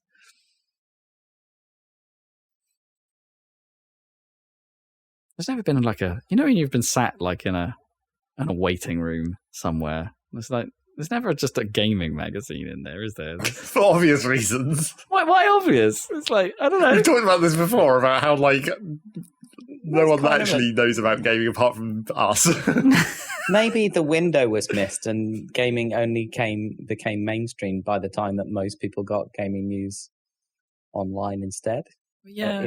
Who's picking up a copy of Edge magazine in the doctor's waiting room? Sure, but that's the one you'd have, right? Like Edge would be because it at least looks sort of cool. But like instead you'll get like some generic beauty magazine, some generic household magazine, some generic car magazine. The exact generic magazines that normal people want to see in a dentist's office, where they're not committed to, like, they don't want a magazine about their very specific interest. They want something to sit there and read and not be like invested in any way. I mean, is this even? But there's never like a sport one. Do people? They only existed there because people didn't have their phones to look at the time, because they didn't exist, right? Sure. Like, why? So I've encountered it. Most recent time I've encountered it is on like a spa day, right? Where you don't really. I mean, you can have your phone on you in some areas, but they want you to get disconnected. Yeah, and I to some extent I agree with that philosophy, right? That's not why. Well, then you shouldn't even have magazines. Yeah, you want to get disconnected, go full like. But you can't be interrupted. You can still. That's kind of the thing, right? Like, I won't be reading something on my phone and not have a billion Facebook posts suddenly pop up. The this person commented on this article. So then they say it would be okay if you went into airplane mode, just cut off the internet, just so you don't receive anything new. You only have what's there. I mean, that kind of makes sense too, because that would basically block all your. Like, you wouldn't be able to even just read anything unless you got it pre-downloaded. Sure. But you could add a book or something on there. Sure. Yeah, Kindle basically. Yeah. I mean, you see plenty of people at spas just with a book out next to the pool, generally, or in one of the relaxation rooms. They'll just whip a book out. To me, that's a waste of a spa day. It's like, get in your hot tub. What are you doing? Get in the hot tub. That's not even one. That's a very specific choice between different types of individual activities. That's fine. That's not like. I'm not gonna waste it sitting on a bench. Like, I'm gonna be in the saunas. I'm gonna be in the hot rooms. I'm gonna be in the hot tub. I'm gonna be stepping into the dangerous shower where I don't know what button does what. I guess I'm a spa doer. Do I relax on a spa day? The exact opposite of what you're meant to do. Yeah, do I relax? Anyway, but sorry, Game Informer, and sorry everyone that worked for them. More closures. Meta have closed Ready at Dawn. These were the developers, most notably behind The Order 1886 when they were doing stuff for Sony, but more recently were working on the Lone Echo series for, a VR-focused series. That makes sense, right? That's why Meta have them. Yeah, so that's kind of like Oculus, but Meta obviously. It's Meta now. It's all Meta now. Yeah, so that's to which has suddenly created this sort of outpouring of, hey guys, The Order wasn't that bad, was it? It's cool looking. I remember. Yeah, I mean that was always the thing, right? It was like a very good a very good technical accomplishment on the PlayStation 3. Was it 3? Yeah. But also, like, flawed because it was that sort of cinematic experience game, so it was very short. Something that is entirely appealing to me in this day and age. Apparently, like, they were working on a sequel to it at one point. But they were working on games. They weren't just working on Metaverse or something. No, they were working on video games. Primarily for Meta, so they only, as I say, Lone Echo is a series that's been running a bit in the VR space.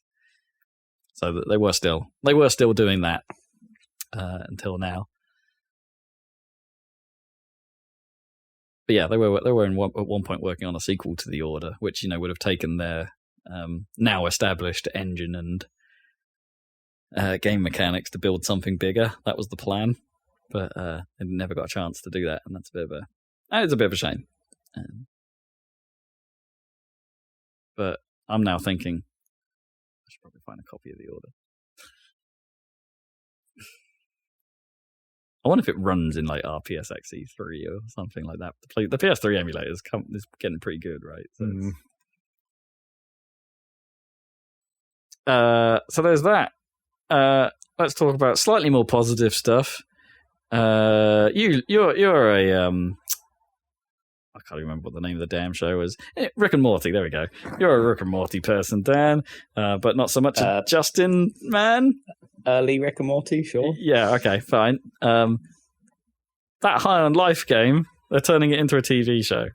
So get some more. Does of it that. involve the guy? Because obviously I have no idea. Cancelled, right? I assume not now, but. Justin Roiland, something like that. Anyway, yeah, I assume not, but yeah, it's being TV-ified. Okay, see how that turns out. Yeah, more video games to TV. You enjoyed that game, didn't you? High on Life was kind of like it's a good follow-on from what we were just talking about. It's kind of a throwback FPS. Like yeah, sure. It was pretty fun in its own just point and shoot kind of way. Almost like halfway between a boomer shooter and a sort of slightly more modern shooter, but like in terms of like it had that kind of more modern look to it, but played pretty old school, with plenty of dumbass jokes thrown in. And that the classically awkward style that show has, that Rick and Morty has. Yeah, it was all right. It was a good show. Needed more knife. I know they did a whole DLC about Knifey that I didn't play because it was DLC, but they needed more knife.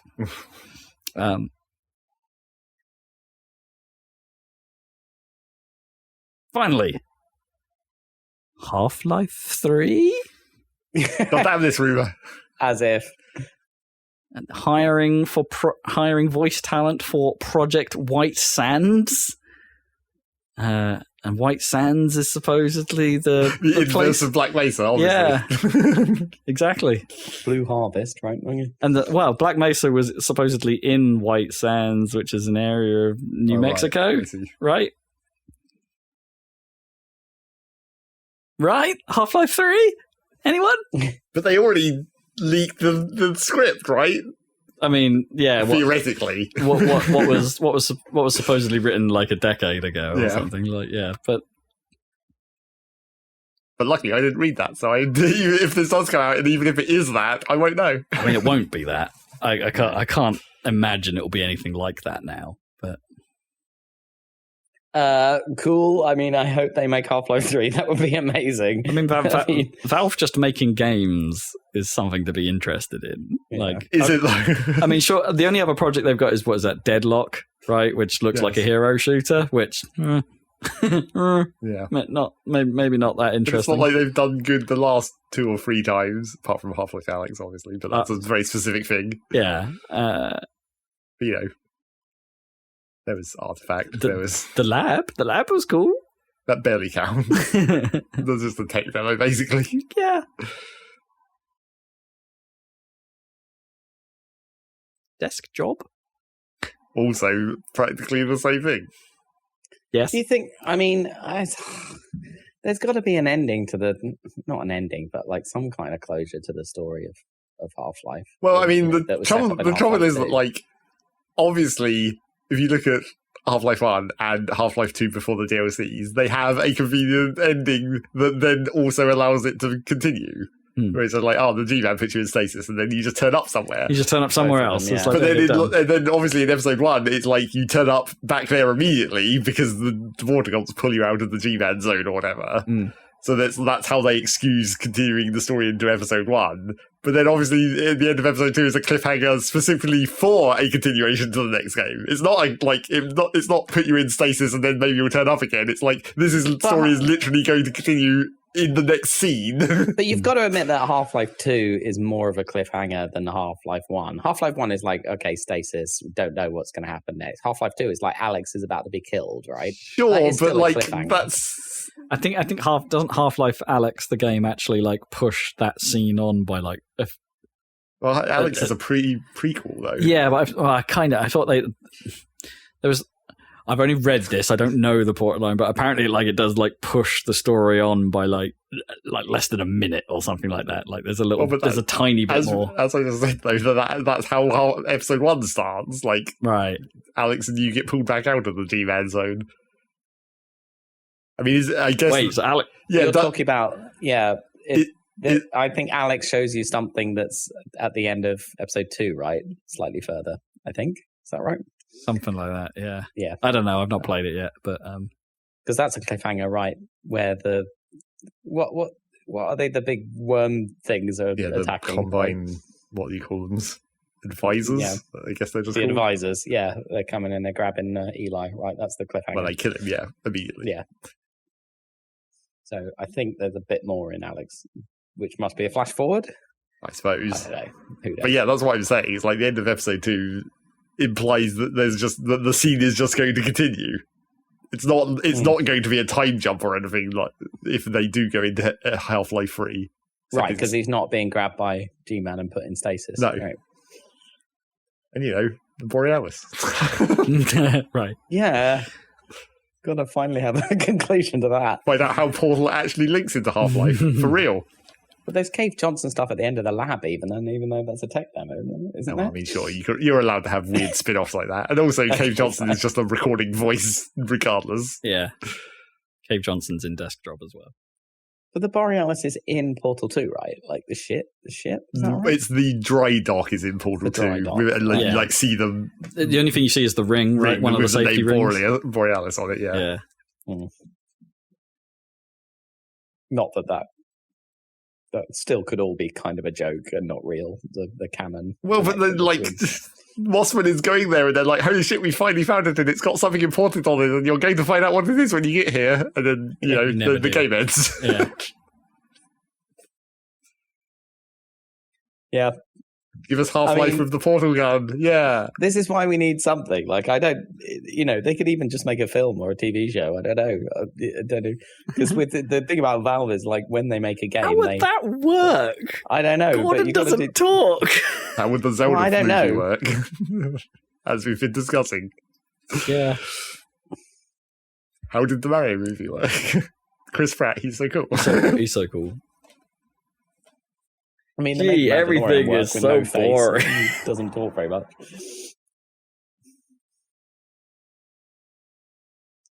By the way, that's a terrible name for a film, Mandalorian and Grogu. Oh, they're doing... Is that a film now? Yeah, they're making a film. And that's the title. I mean, it could be worse things. Yeah, I suppose.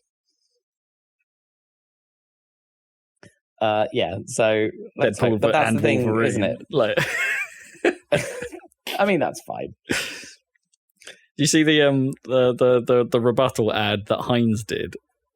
There was a poster for like Deadpool and Wolverine. It just had Deadpool standing next to Wolverine, and then Heinz did a rebuttal ad that was just ketchup standing next to mustard, but they used the same font or the same graphic design. So okay. mustard and ketchup. And I think they put the tagline underneath there. It's now you can't unsee it. Apparently, it's totally wrong to put ketchup on a hot dog. Like mustard only, according to purists.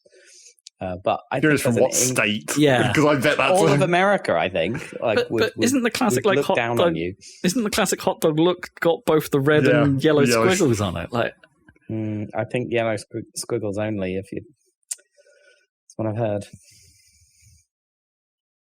I don't know. I always put both on when I was a kid.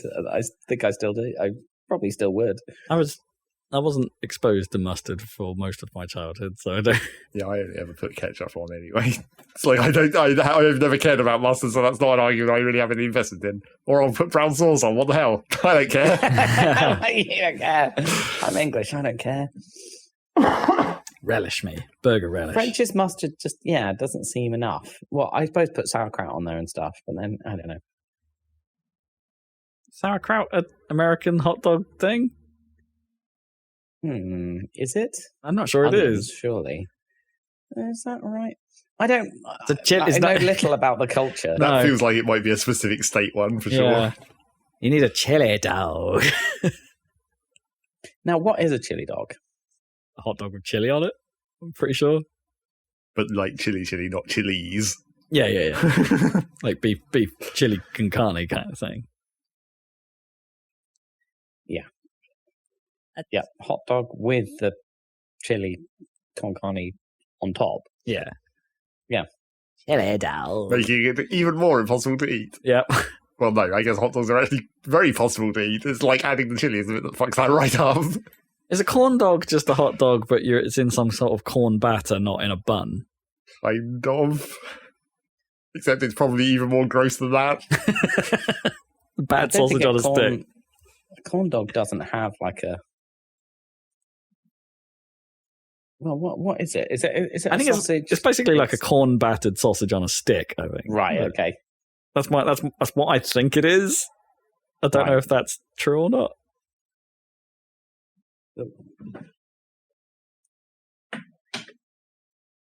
Anyway, that's the news. Okay. The news is, I don't know what a corn dog is.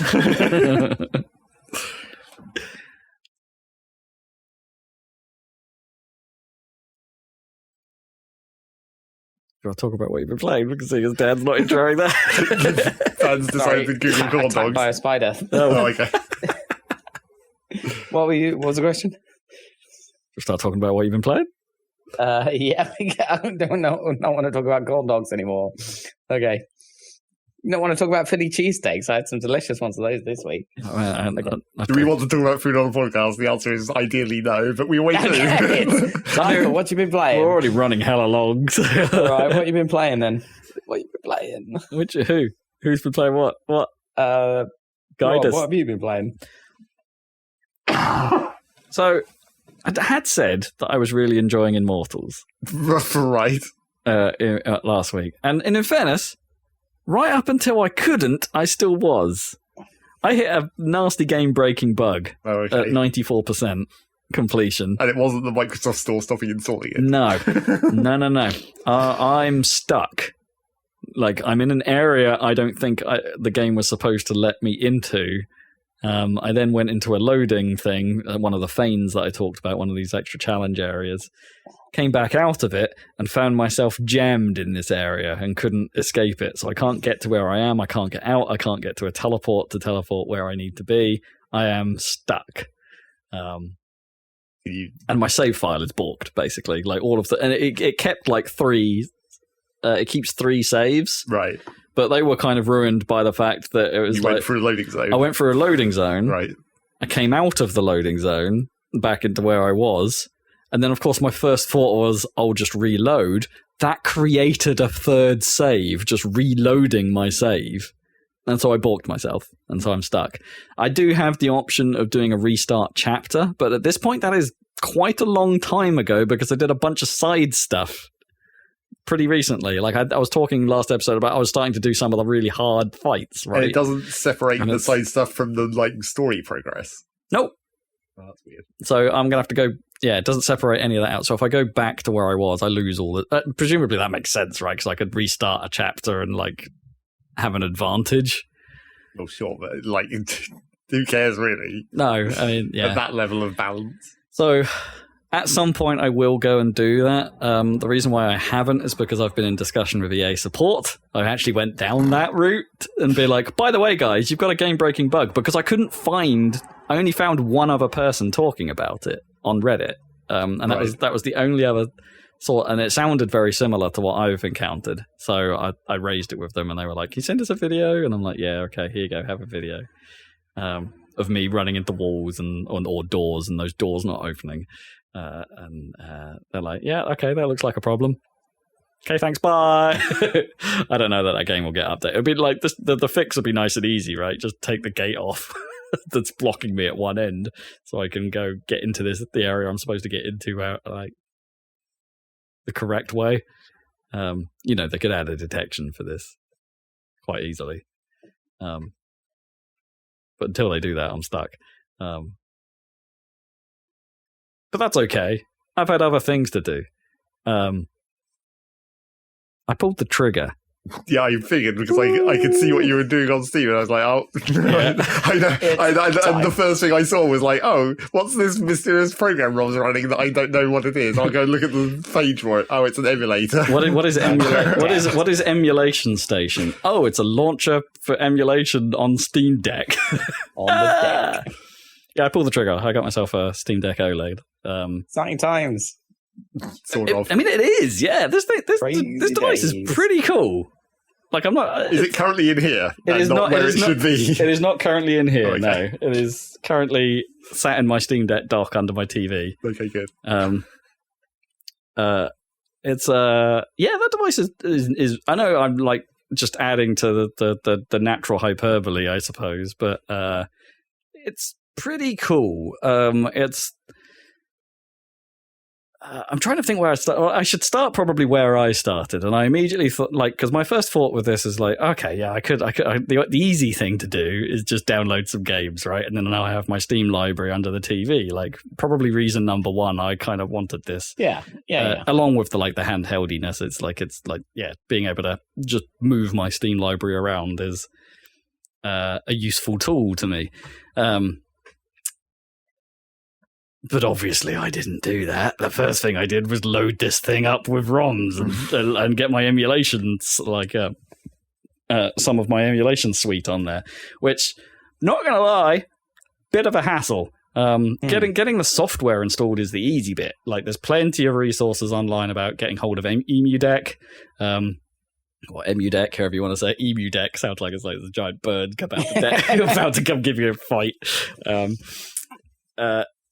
Yeah, you can getting hold of EmuDeck isn't too bad. Installing that, getting that set up takes a little bit of time, but the installer runs for quite a while it processes all the emulators you want. That was the easy bit. I ran into a bit of a hurdle because getting the files onto the device is probably a step too far for a lot of people. Like, EmuDeck does provide some solutions, like you can put them on a USB stick or some sort of external drive, and I think if you manage them and put them in folders in the right way and hit migrate, EmuDeck will do the work for you.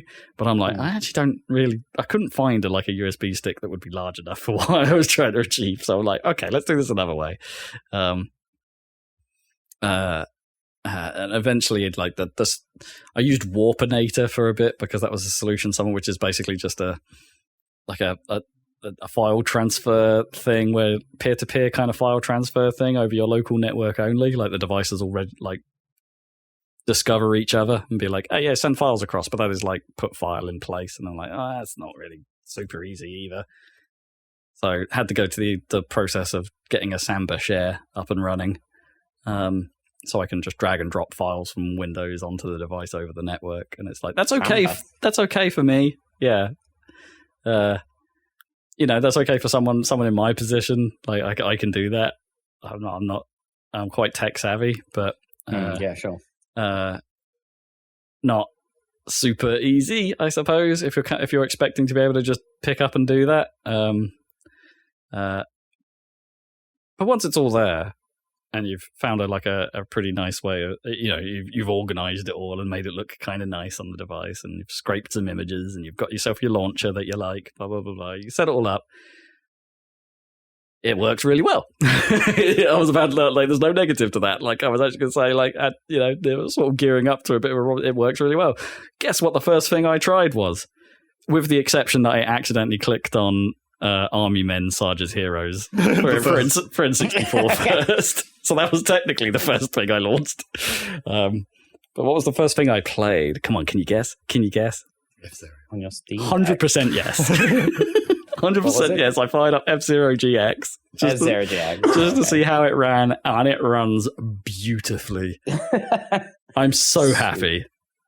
Even if that was the only game you could play on this thing, it would still be worth it. It would be worth it. Yeah, it would be worth all the money. Just the fact that I can play F-Zero GX in 1080p through the Steam Deck dock. Did they finally clear that up on the emulator as well? Because it still had a few little... It had... So, yes, F-Zero's biggest problem was some of the frame buffer effects, particularly on Sand Ocean. Yeah. The heat haze effect was pretty destructive. Yeah, that's not a problem now. Okay. It's not a problem. Runs. It's what controller do you use with the TV then? So I've been using an Xbox controller. Right, yeah. Pair it up. Well, yeah, one of the Bluetooth edition ones. That process is smooth as. You just hit pair on the device, you hit pair on the Steam Deck, it finds it, bang, you're good to go. They've cleverly sort of made a few, the Steam Deck has a few shortcuts you can activate by using the Xbox button to get to various bits of the menu. Because the Steam Deck itself has a Steam button and a ... button on top of the, start and select equivalents. And you use those to get to basically the guide stuff in the Xbox. But there are shortcuts to that, so the Xbox button will take you to the Steam menu, and the pressing Xbox and A will take you to the ... menu. I think if you press Xbox and X, that's a shortcut to bringing up the on-screen keyboard for if you're doing something awkward. There are ways to do this, and all of this is on top of Steam input anyway. So if you wanted to go and customize absolutely everything, you can. So one of the things I found immediately while I was trying to play F-Zero GX is hey, that GameCube controller was a weird shape, right? The default controls, you would rock from A to Y.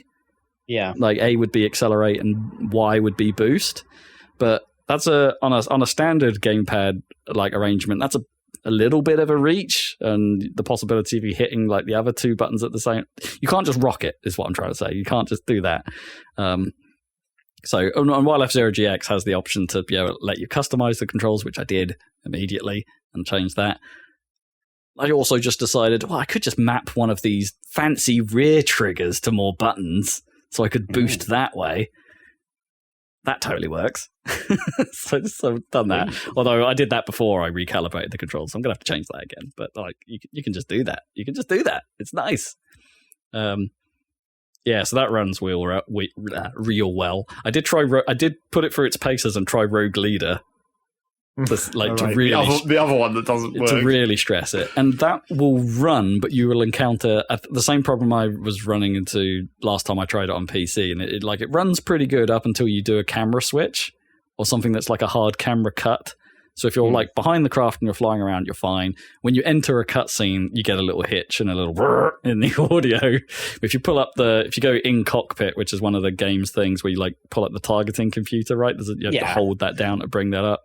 You don't actually need to use that. But... No, you don't really. But if you do that, when you swap between those camera angles, you get as you come in and out of that. So it's a little bit hitchy, but it's playable. It's pretty good. Basically, emulation performance so far has been very good. There's still plenty of things I want to try. I want to throw Jet Set Radio Future at it, see if it can do that through the Xbox emulator. The EMU deck even goes all the way up to Xenia and RPSX for the PlayStation 3 emulator, RPC3. Anyway, I forget what it's called. Might have to give those a go. See how those will be stress tests.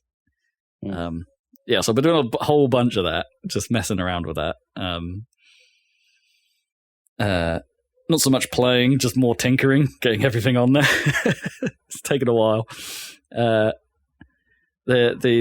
I have to, as I talked about, Desk Job, Aperture Science Desk Job. That's their tech demo for this thing, which is basically, it's not so much a tech demo as it is more of a like introduction to the controls of the device. Right.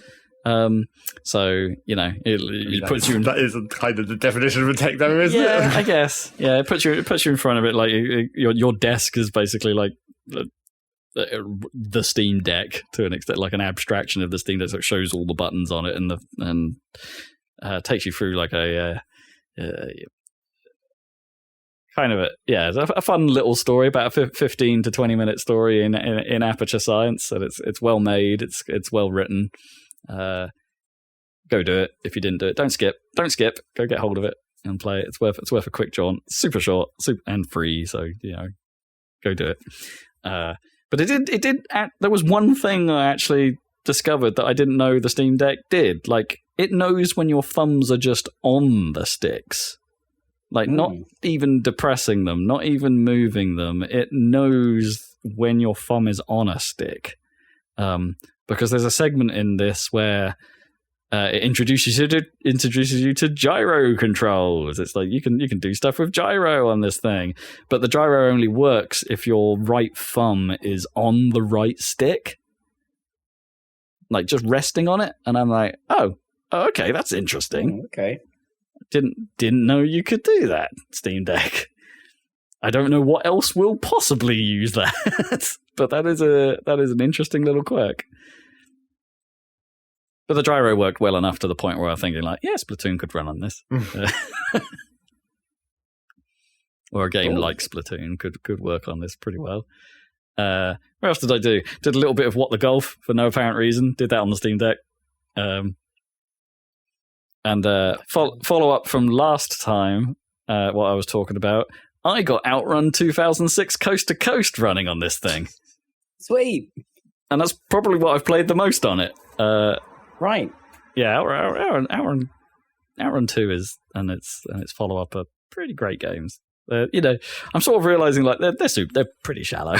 There's not a lot to them, but they are arcade classics for a reason. They're just fun.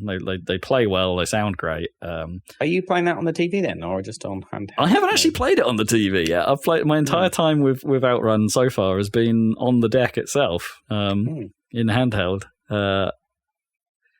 But yes, I've got it all tuned so it will run at like 1080 and stuff like that, with a few texture packs to sharpen it up a bit. You do have to do a little bit of work to get it to work. So the process is a bit funky because it's not a Steam game; it's basically just a Windows game. So you have to copy it across onto your Steam Deck, put it somewhere. It required a version of the C++ runtime to run the tweaks, to run the mod stuff. Right. So the way to install that is to add the Redist exe as a non-Steam game into Steam. Right. And then just run it. Run that, because then it will run it through Proton. So it installs the C++ library to Proton.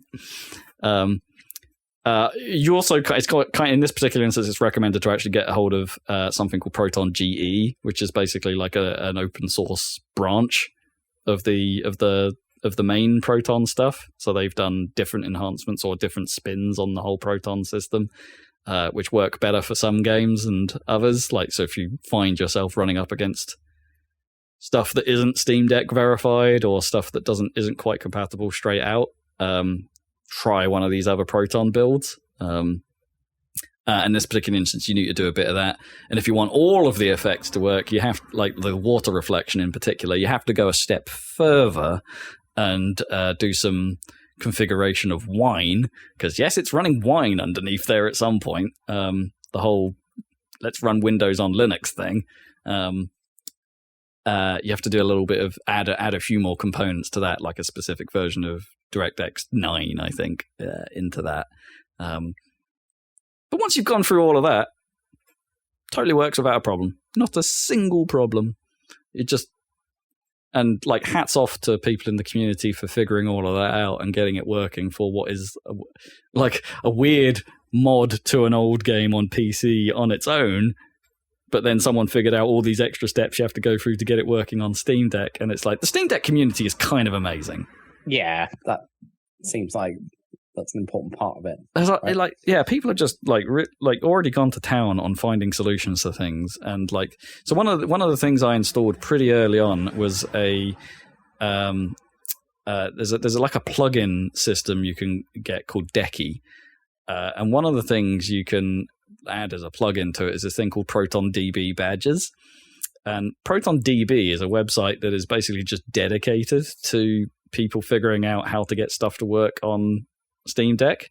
And if you add the badges plugin, when you go look at your game in your Steam library, it adds a little extra graphic onto that page that tells you what its rating is on ProtonDB.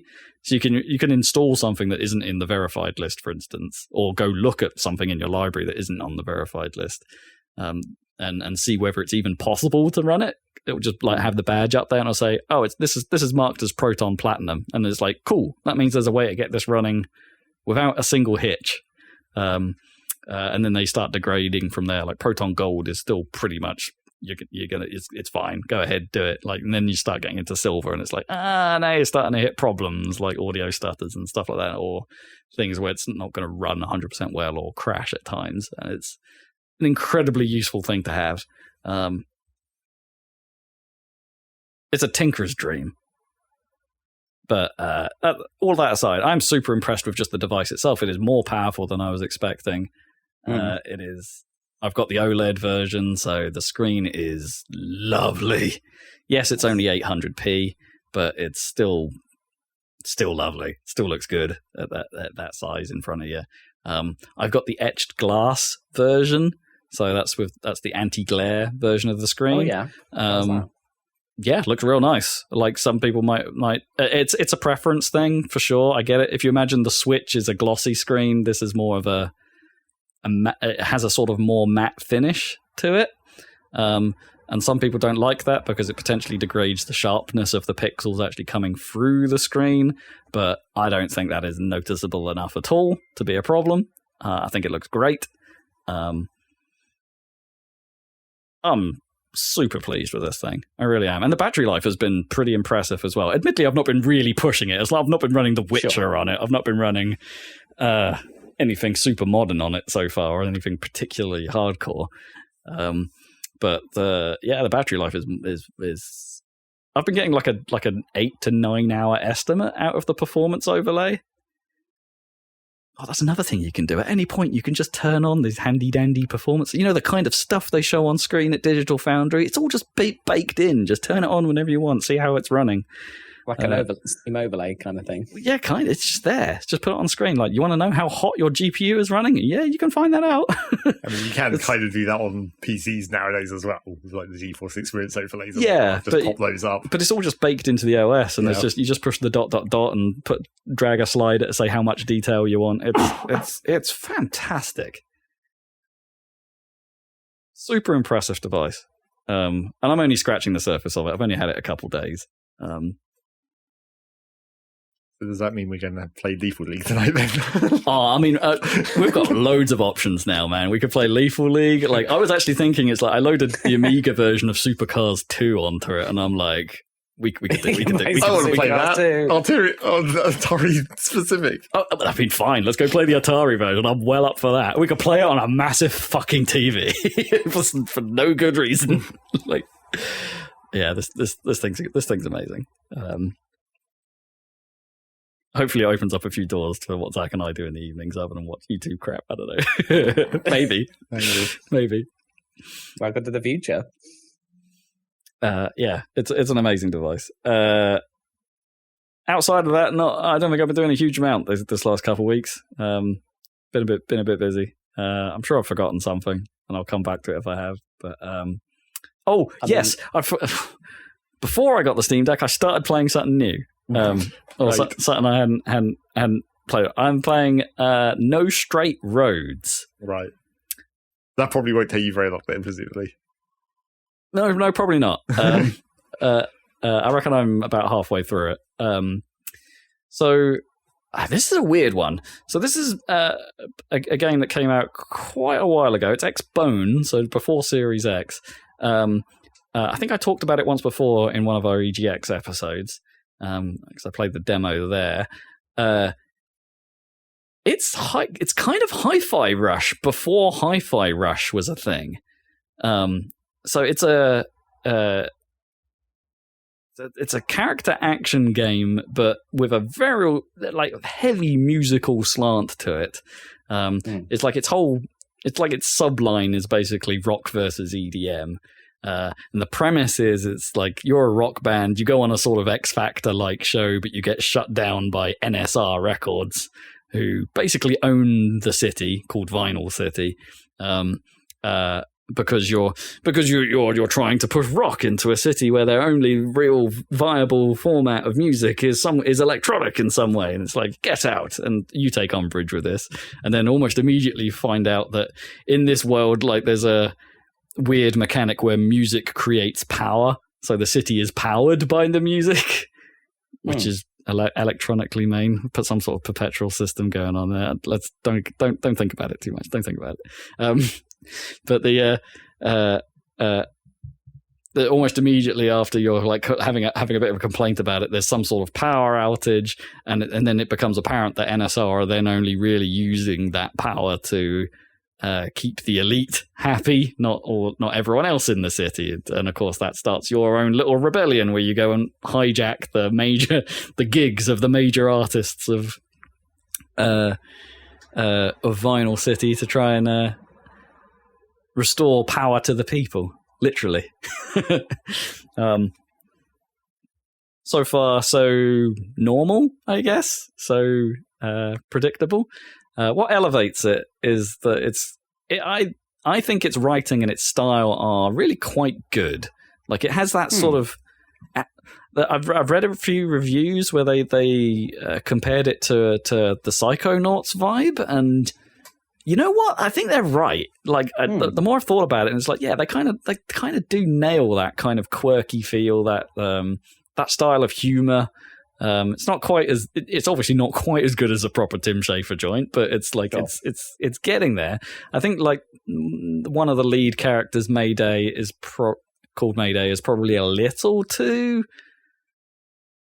I don't know. I'm trying to think of a way of describing her. She's one of these sort of like gets emotional in an instant kind of characters. Like is not very rational. Just immediately follows suddenly I'm angry. Suddenly I'm happy about this. Suddenly this cute character I'm supposed to be fighting is conflicting me in some way because it's so cute. I want to pinch their cheeks. So it's just that's just her attitude throughout the whole game, and then her counterpart, Zook, is naturally the cool, calm drummer. So, like, the two play off each other quite well, I think. Like, I think it's a good dynamic. But I can see how that can be annoying at times. And some of the writing is, and so at least some of the naming of things is pretty cringe. Like and doesn't quite flow. Like the name of the band, for instance, that Mayday and Zook are part of, they're very proud to be called Bunk Bed Junction, which is a terrible fucking name. That's a pretty terrible name for an indie rock band. Yeah, and no one seems to really get that. Like it's all like there's just like, oh yeah, no, I see what you did there, and it's like, do you? It's awful. Like I don't know. There's stuff like that doesn't make a whole bunch of sense. There's some rap battle stuff where the raps are obviously questionable of quality. They're okay, kind of fun sequences, but like they're Kendrick they are not. And that goes further than that. Like the actual music behind a musically based game, really pretty good. Like I'm enjoying that. Really? I'm enjoying the soundtrack quite a bit. Yeah, it's decent. It's all does it flick between the kind of enemy EDM and the so I would say, like, actually, even given that you're like supposed to be fighting the cause of rock, the soundtrack is more skewed to EDM because that's the areas of the world you're working through. But as you over, like at moments during the boss fights and stuff like that, where you have the advantage, the music style shifts, so it'll like start bringing in rock elements when you're got the advantage, which is cool. Once you've completed levels, you can actually change the soundtrack. So it'd be like, no, just give me the rock element all the time. And it's like, no, don't bother with that. Give me the EDM the element all the time. There's actually a free update for it that weirdly has a Christmas version of some levels that I haven't tried yet. It's like, oh, yeah, I want to listen to some bells in this music for some reason. And all of that is great, apart from the game. Oh no! The actual gameplay just doesn't feel good, and it's a real bummer when you surround it with all of this like actually really pretty good and pretty creative stuff. Like some of the boss fights are like the idea behind them is pretty solid and pretty cool and well executed, but the actual what you're doing as the player doesn't really work. So, if you think about Hi-Fi Rush, which is Devil May Cry, but you do every button press on the beat, take that every button press on the beat out of this, but make the enemies still attack on beat, and that's what you're left with. So what you're doing isn't rhythmic, and what you're the world and everything in it is still rhythmic, but you're not, and the combat just isn't strong, and the core combat mechanics just aren't really strong enough to carry that. So you can't. They're not anywhere near what they need to be like a Bayonetta or a Devil May Cry or a Hi-Fi Rush. Even if you took the beat element out of it, there's just not enough to the combat to make it make sense. You are ranked mostly, like the most harmful thing you can do is take damage, and that's sort of how you get ranked on your performances through the levels. And most of the time, it's like a wait. It means you have to play very patiently and not really get into it too much. If you know what I mean, it can't be super aggressive because getting hurt just really ruins your flow, and then you don't get a lot of like invincibility after getting hurt either. So it can chain up and just be like ow, ow, ow, ow, ow, and that's just not fun. And the attack patterns that you can pull off are kind of awkward because they don't have a good interrupt, which is annoying because like everything happens on the beat. But if you then try and rush in and get a couple of sneaky hits in, but your animation is just that little bit too long, you don't have the option to like dodge out in time with the music. So like you get in to get your attack in, and you get out but you've got to do that sort of in between beats rather than I don't know. It just doesn't gel together, and it can be very it just feels messy, like not refined, and not like some of the areas. There's also an awful lot going on, so being able to like see where you're being hit from or what exactly you're supposed to do to avoid getting hit is not clear and not easy and not obvious. Despite the banging tunes happening around you, it's a real bummer because they were onto something. I kind of hope there's a bit of lineage here, and that like Tango Gameworks perhaps saw this and were like, man, we could do that better, because the timing would kind of work out. Then if Hi-Fi Rush had a little bit more of the creativity that No Straight Roads has, I think that's probably like the only way that Hi-Fi Rush could have been a better game. There's just more going on. Like I like going up against the robot boy band who are like singing in harmony when they're singing engage when they shoot at you. Like it's great. Like the music side is pretty funny and pretty good. I'm just not sure I like playing it. So near and yet so far, but we still got Hi-Fi Rush. Still got Hi-Fi Rush. Yeah, I mean, obviously, I'll see it through. I'm definitely going to see it through. Yeah. I want to see what else they've got in store for me. Like, what other music will come my way, whatever scenarios, and how this whole thing ends up. I want to know how the brotherly rap battle ends.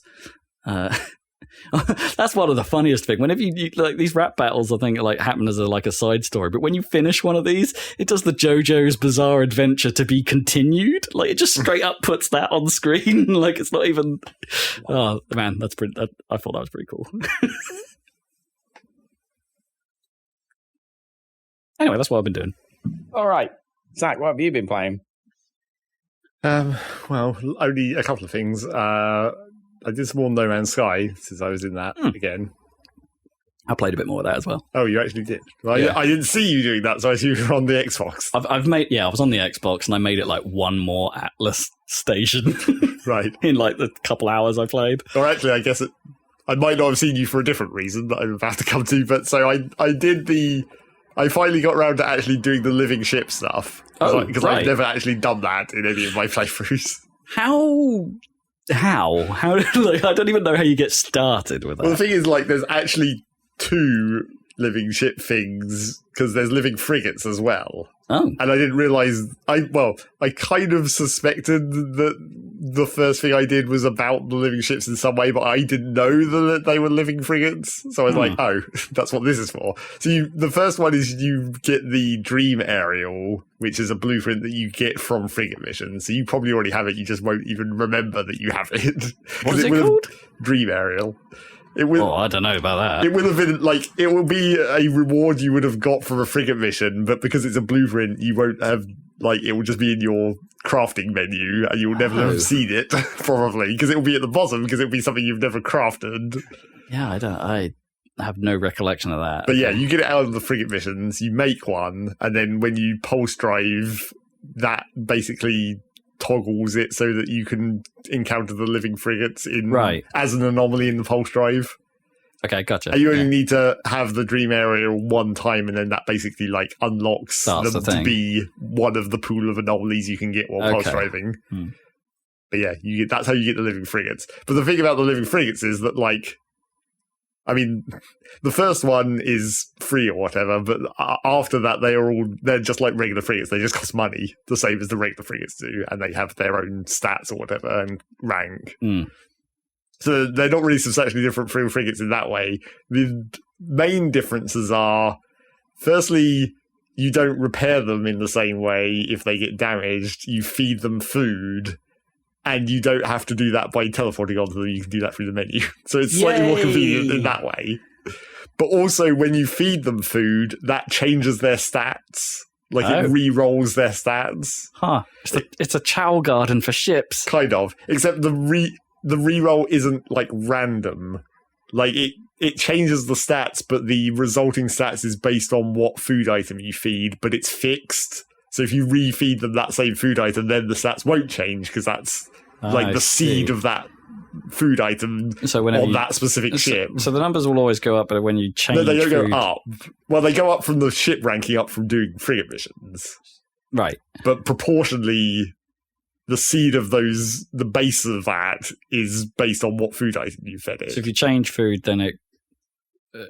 do they still... I guess what I'm trying to say, do they stay going up in some ways, but they just rebalance differently when you change food? Or well, it would retain I guess it would retain the total number, but spread over the stats differently. Yeah. Okay, but that's when and so whenever you change food, you're effectively And then if you went back, would it go back to the old settings, or would it just re-roll again? Well, the trouble is that, of course, the first time you get it, it will have stats based on an unknown food, essentially, because you won't have fed it before. So if you never feed it anything, it'll have those stats. But if you then feed it something else, you'll have to remember what you fed it. But presumably you have to at some point. Well, my frigates very rarely ever get damaged on missions any longer because they're all so high ranked.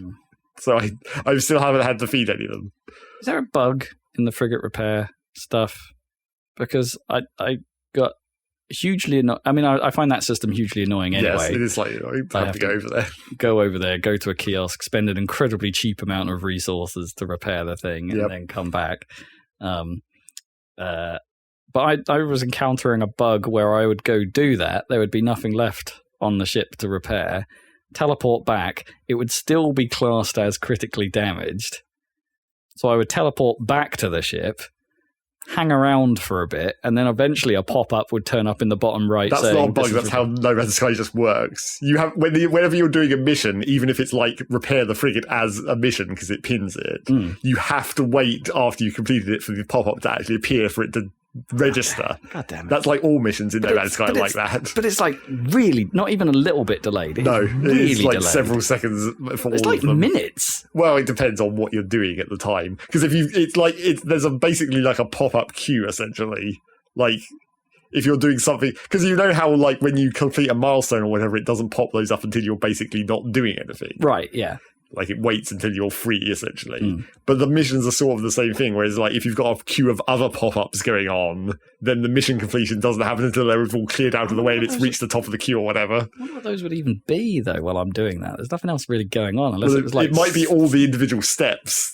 Like if you run around real quickly and done them, you might have to wait for each of the individual steps to trigger. Oh, man. But yeah, that is just how No Man's Sky works. That's not really a bug of that system specifically. That sucks though. Yeah, it does. They should. I mean, it's just another reason they should just scrap the getting on the frigate stuff. It's terrible. Well, sure. I mean, that would fix it for that system. Well, except kind of not, because you would still have to wait for that pop-up to happen, even if you're doing it remotely. That's just how No Man's Sky works. No, it would just be in the menu. The menu would just know. Like, but yeah, so that's the first part of the living frigates. But the actual reason to get them, which is why it was slightly weird that I got a living frigate, is that when you send them out on frigate missions, they can bring back basically eggs that are the upgrade modules for living ships. Oh. So I didn't have a living ship at that point. I was like, oh, that's what the living frigates are for. The living frigates are to make the upgrades modules for the living ships. Right, and is that when you take them to the weird egg terminal in the anomaly? No, that's for changing creatures. animals, yeah. Right, okay. But yeah, so I got a living frigate and I was like, oh, okay, I can't actually use these eggs yet because I don't have the ship. So I suppose I better do that now. But so that is actually like, well, I mean, the first thing is you just have to buy the egg. Go into the Nexus and the anomaly and just buy the egg with Quicksilver, which is the third currency of No Man's Sky. Nexus? Oh, what? The big eye terminal in the middle? Well, there's like the Quicksilver terminal is next to that, but yeah. Oh, right, okay. He's. Oh, I mean, I never would have thought to look there. You have to know which NPCs on the anomaly are even important, because there's a lot of them you can talk to that don't do anything, but there's some of them that do. But yeah, you have to get Quicksilver, so you get probably about 2/3 the cost of an egg in Quicksilver just from progressing the main story. Because they give you a little bit of Quicksilver every step of the main story if you go back and report into Nada or whatever. Right, yeah. So you get about 2/3 the cost of egg that way, but then you have to do the Nexus mission boards, the community missions, which I thought, I was like, oh, I don't really want to do, because I don't want to be held to any random people or anything. Sure. But then I realised that, like, oh wait, because the anomaly is like a critical part of the main story, that will still work in offline mode. So you can just switch into offline mode, dock into the Nexus, and then you're there by yourself, and then you can just initiate the missions by yourself. So what even are those?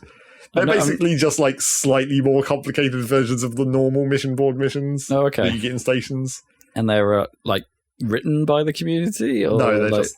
When they say community, they mean multiplayer, theoretically. You can start with a team of 4 people from the Nexus. If you're co-opted up, you mean, like in your party? I don't think you necessarily have to be in a party. I think if you start a mission in the Nexus, like people can just pick it up, maybe. No. Like I said, I don't know how that actually works because I avoided that. I mean, yeah. Other than offline, what if you don't want to? Like, can you just turn it offline? It's fine. Just go in and just go do it. Or? Well, the countdown is real quick, so maybe if you just start the mission and readied immediately, it would go, because the countdown is only like 3 seconds. So if you did that quick, maybe no one would join. But yeah, then theoretically you could have up to 4 people on these missions, but it's not like they're balanced for 4 people. They're still totally easily doable by yourself. Sure. They're just slightly longer than regular missions. So I did that, got the extra Quicksilver I needed.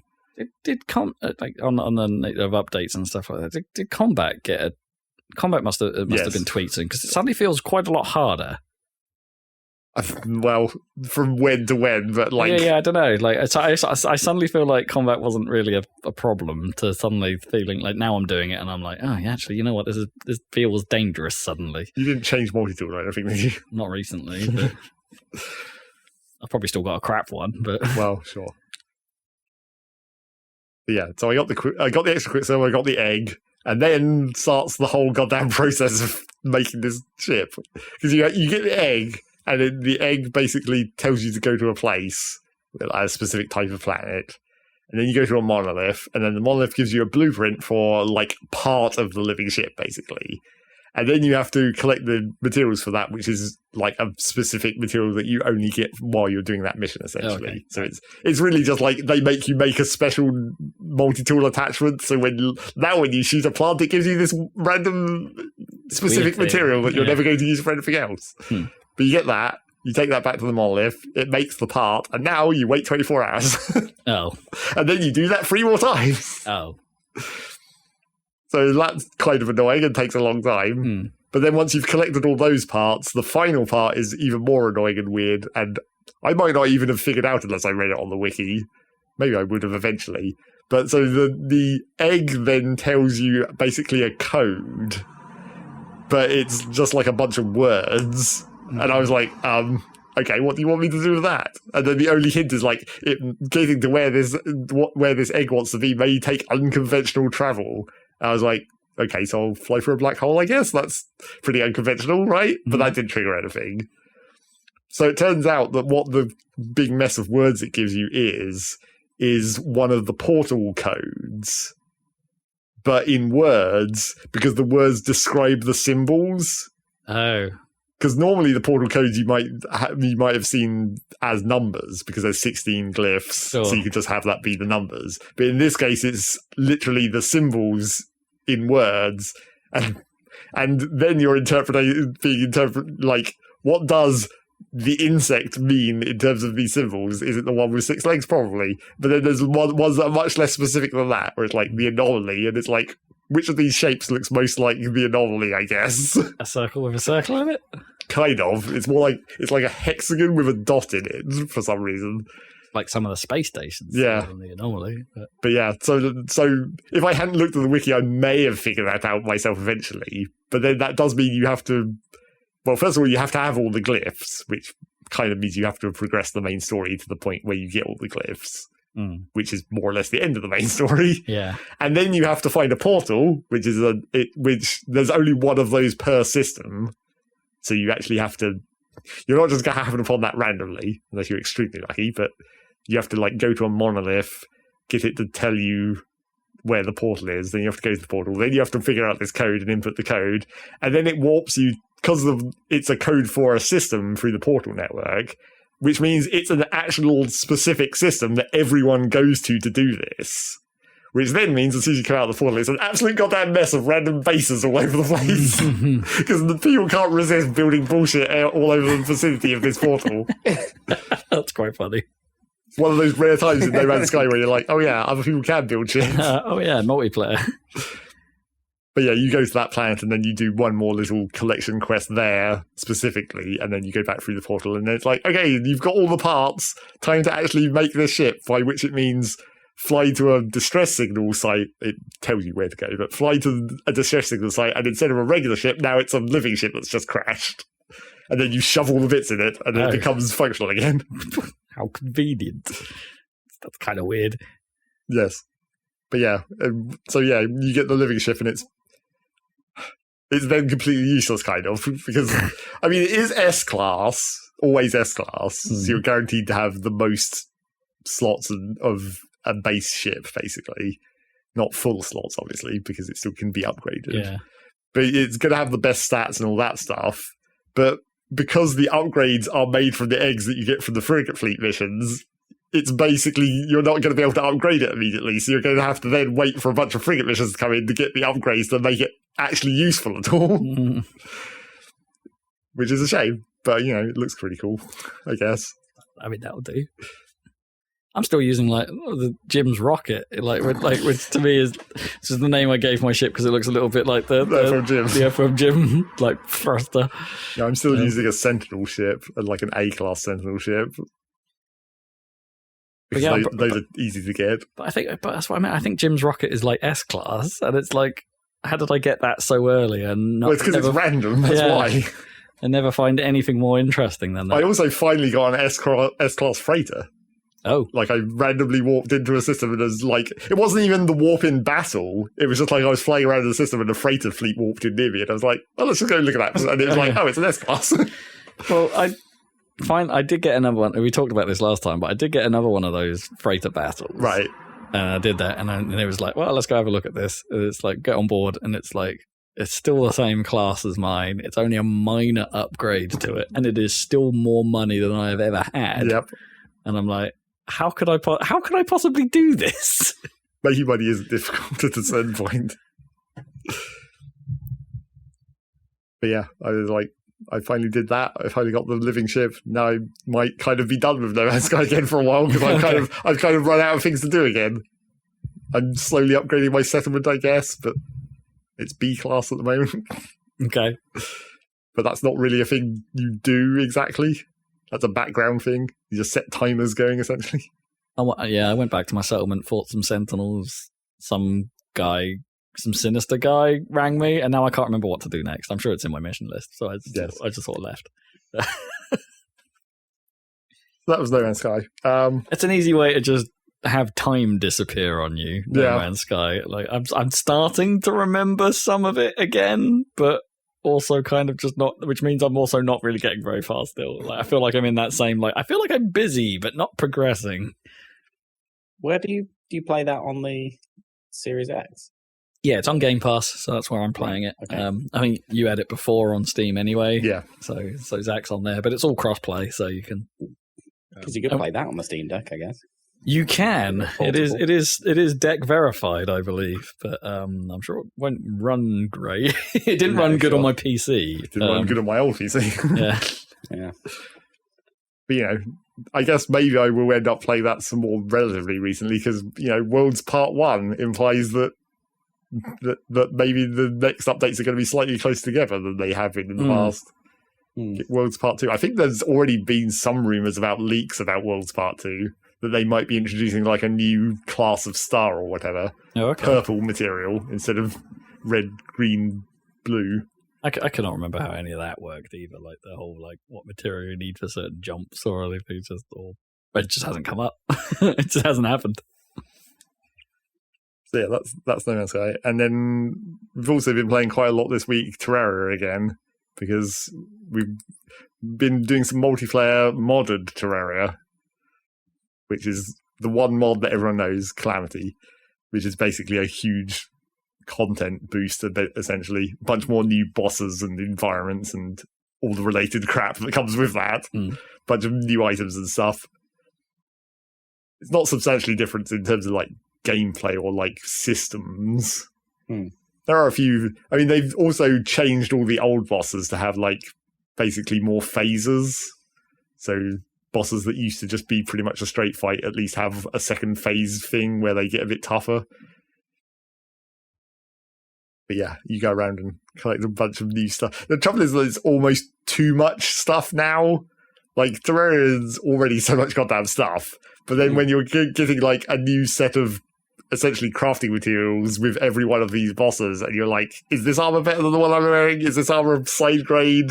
Is this weapon better? Does this armor set also pair with this weapon better? There's a lot of new shit to try and balance. So I feel like I've been getting stuck in one thing and not wanting to not wanting to look at it too hard to be what can I do to make this slightly better? But yeah, it's kind of just Terraria, really. There is a slight problem that I can't tell if it's just us or whether it's because it's modded Terraria or because it's multiplayer Terraria, but everything is kind of laggy, but it's not laggy. It's rubber banding almost. Stuff jitters back and forwards. And on the modded side, there's some player specific effects that don't show to the other players. Which makes it kind of hard to see what they're doing.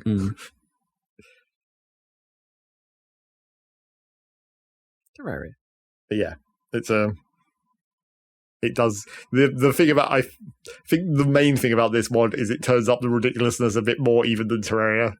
We've just hit the trigger of hard mode, which in Terraria is where the game actually starts almost. You've gone through all the tutorial bosses, now it actually gets difficult. except we've also been playing in expert, so it hasn't exactly been easy up to this point. But once you trigger hard mode and the world changes and all the new shit spawns, it gets quite a lot harder.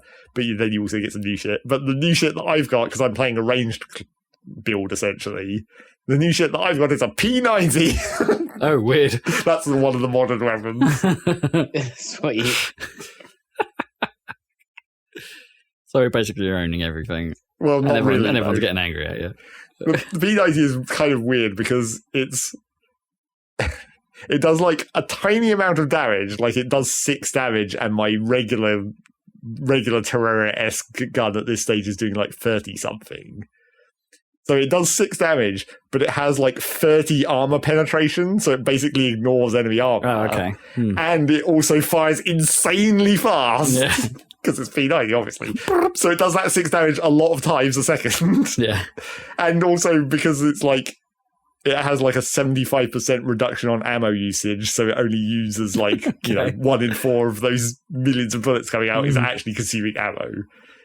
But yeah, that's a fairly funny gun. And it's weird because it has a tiny amount of knockback, but because it's doing that knockback so fucking fast, it basically holds enemies in place. Oh. They can't move because they're just getting hit by a constant tiny amount of knockback. So that's quite entertaining.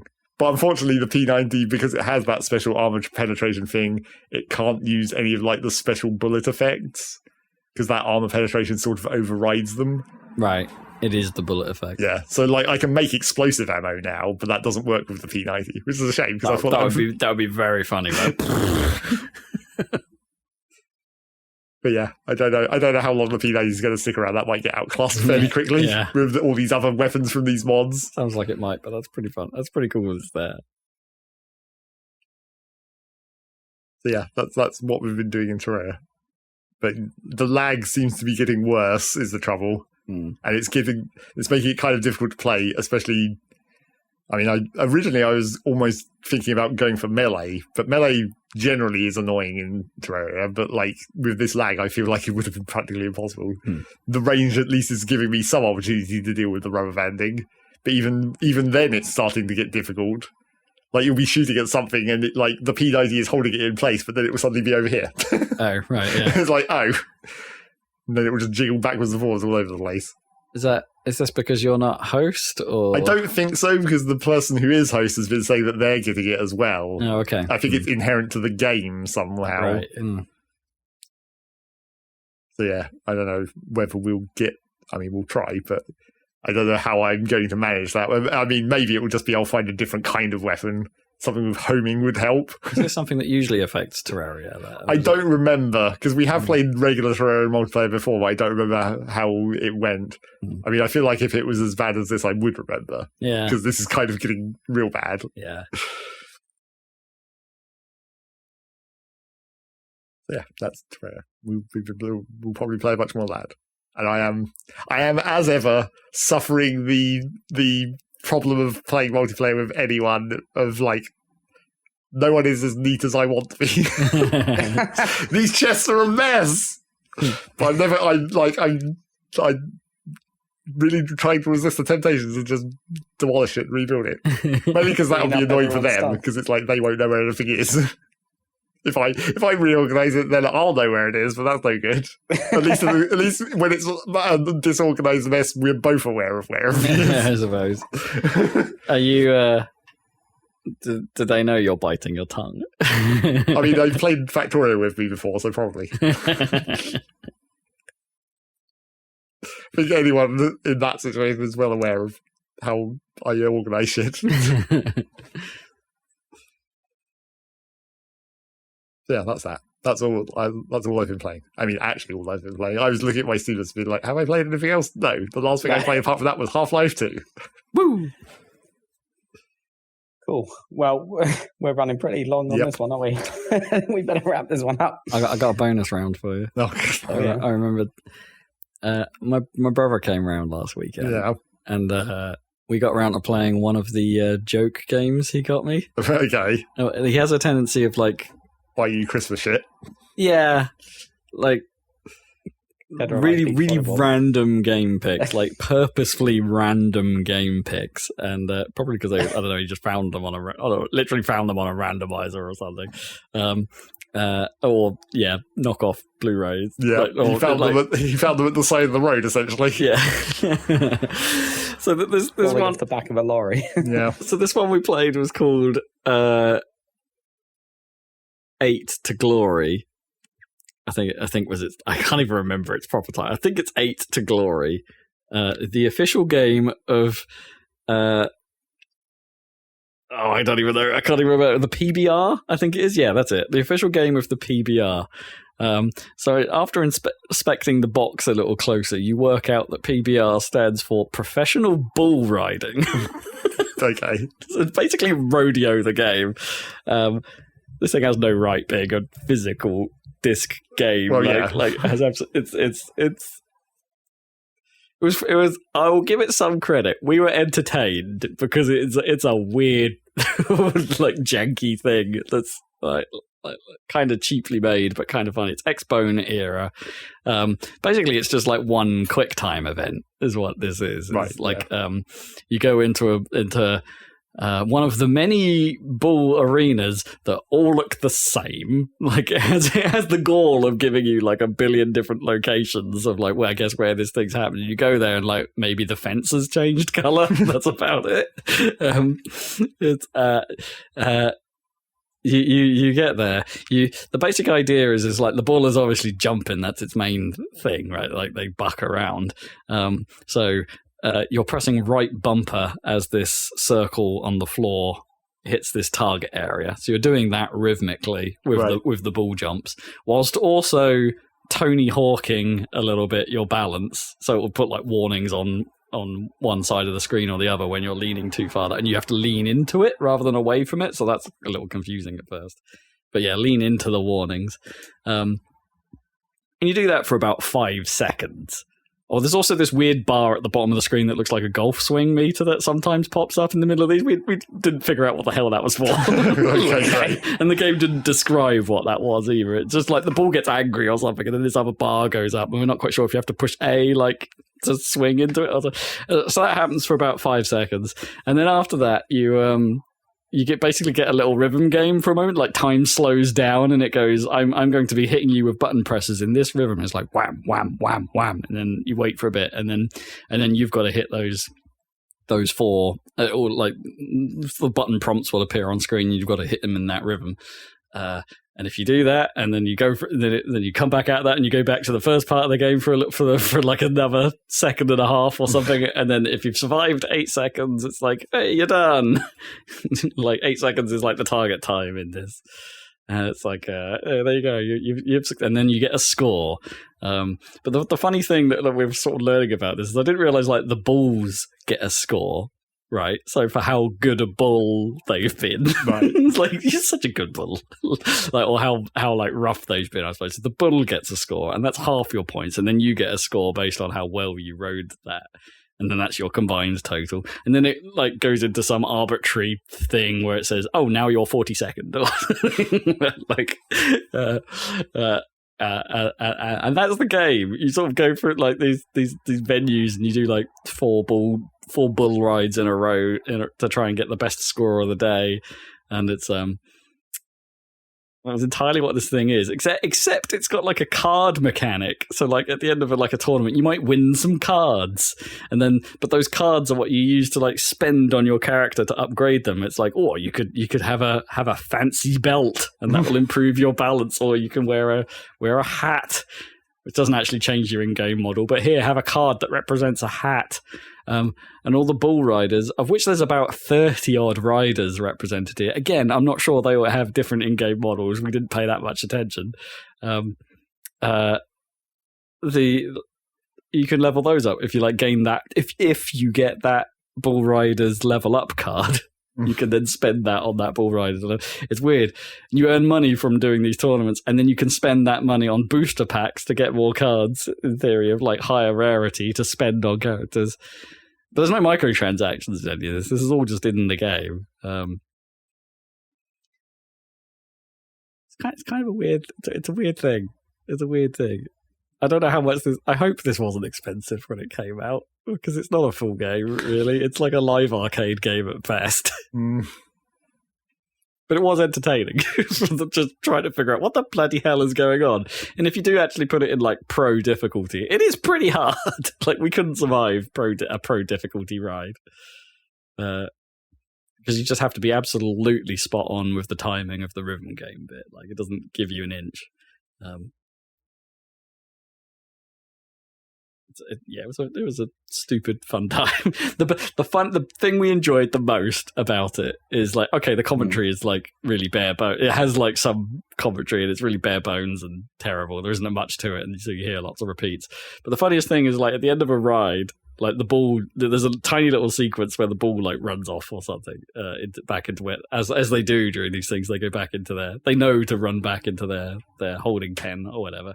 But it always plays the same bull sound effect when they do that. So at the end of the run, it's like, oh, and he's got to be in with a shout here, and you just hear in the background this just at the end of every run, it's like like discount normality. Yeah. It's a stupid game. Oh, God.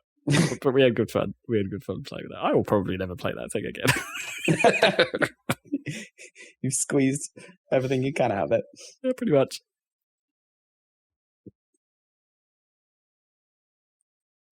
Cool. What you doing?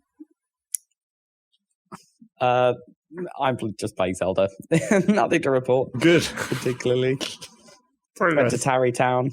It's still there after I founded it back in Breath of the Wild. Woo.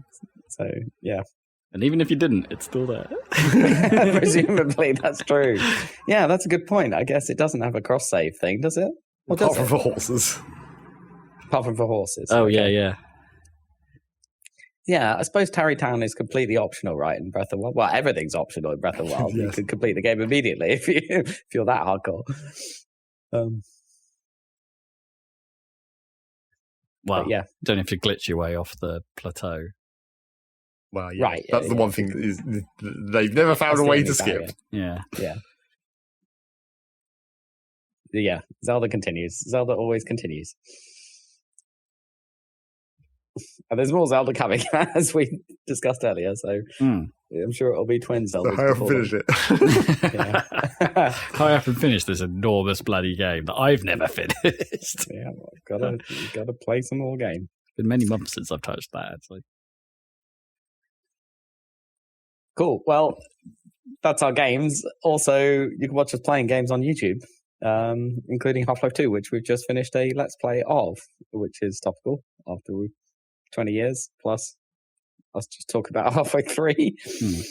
So if you want to remind yourself of the story so far, we've got a Let's Play of Half-Life 1 and 2. We just need to, I guess, finish off with some episodes at some point. Yeah, so apologies if they're a bit late. I haven't been working on them. They'll be coming through. They'll come eventually. Trickling through. They'll come eventually. And I'm going to be a bit busy for the next week, so yeah, might be a little delayed. There's plenty on there. Plenty to enjoy. And we'll be back in 2 weeks' time with another one of these here Saladcast. So we'll catch you then. Whoop whoop. Goodbye.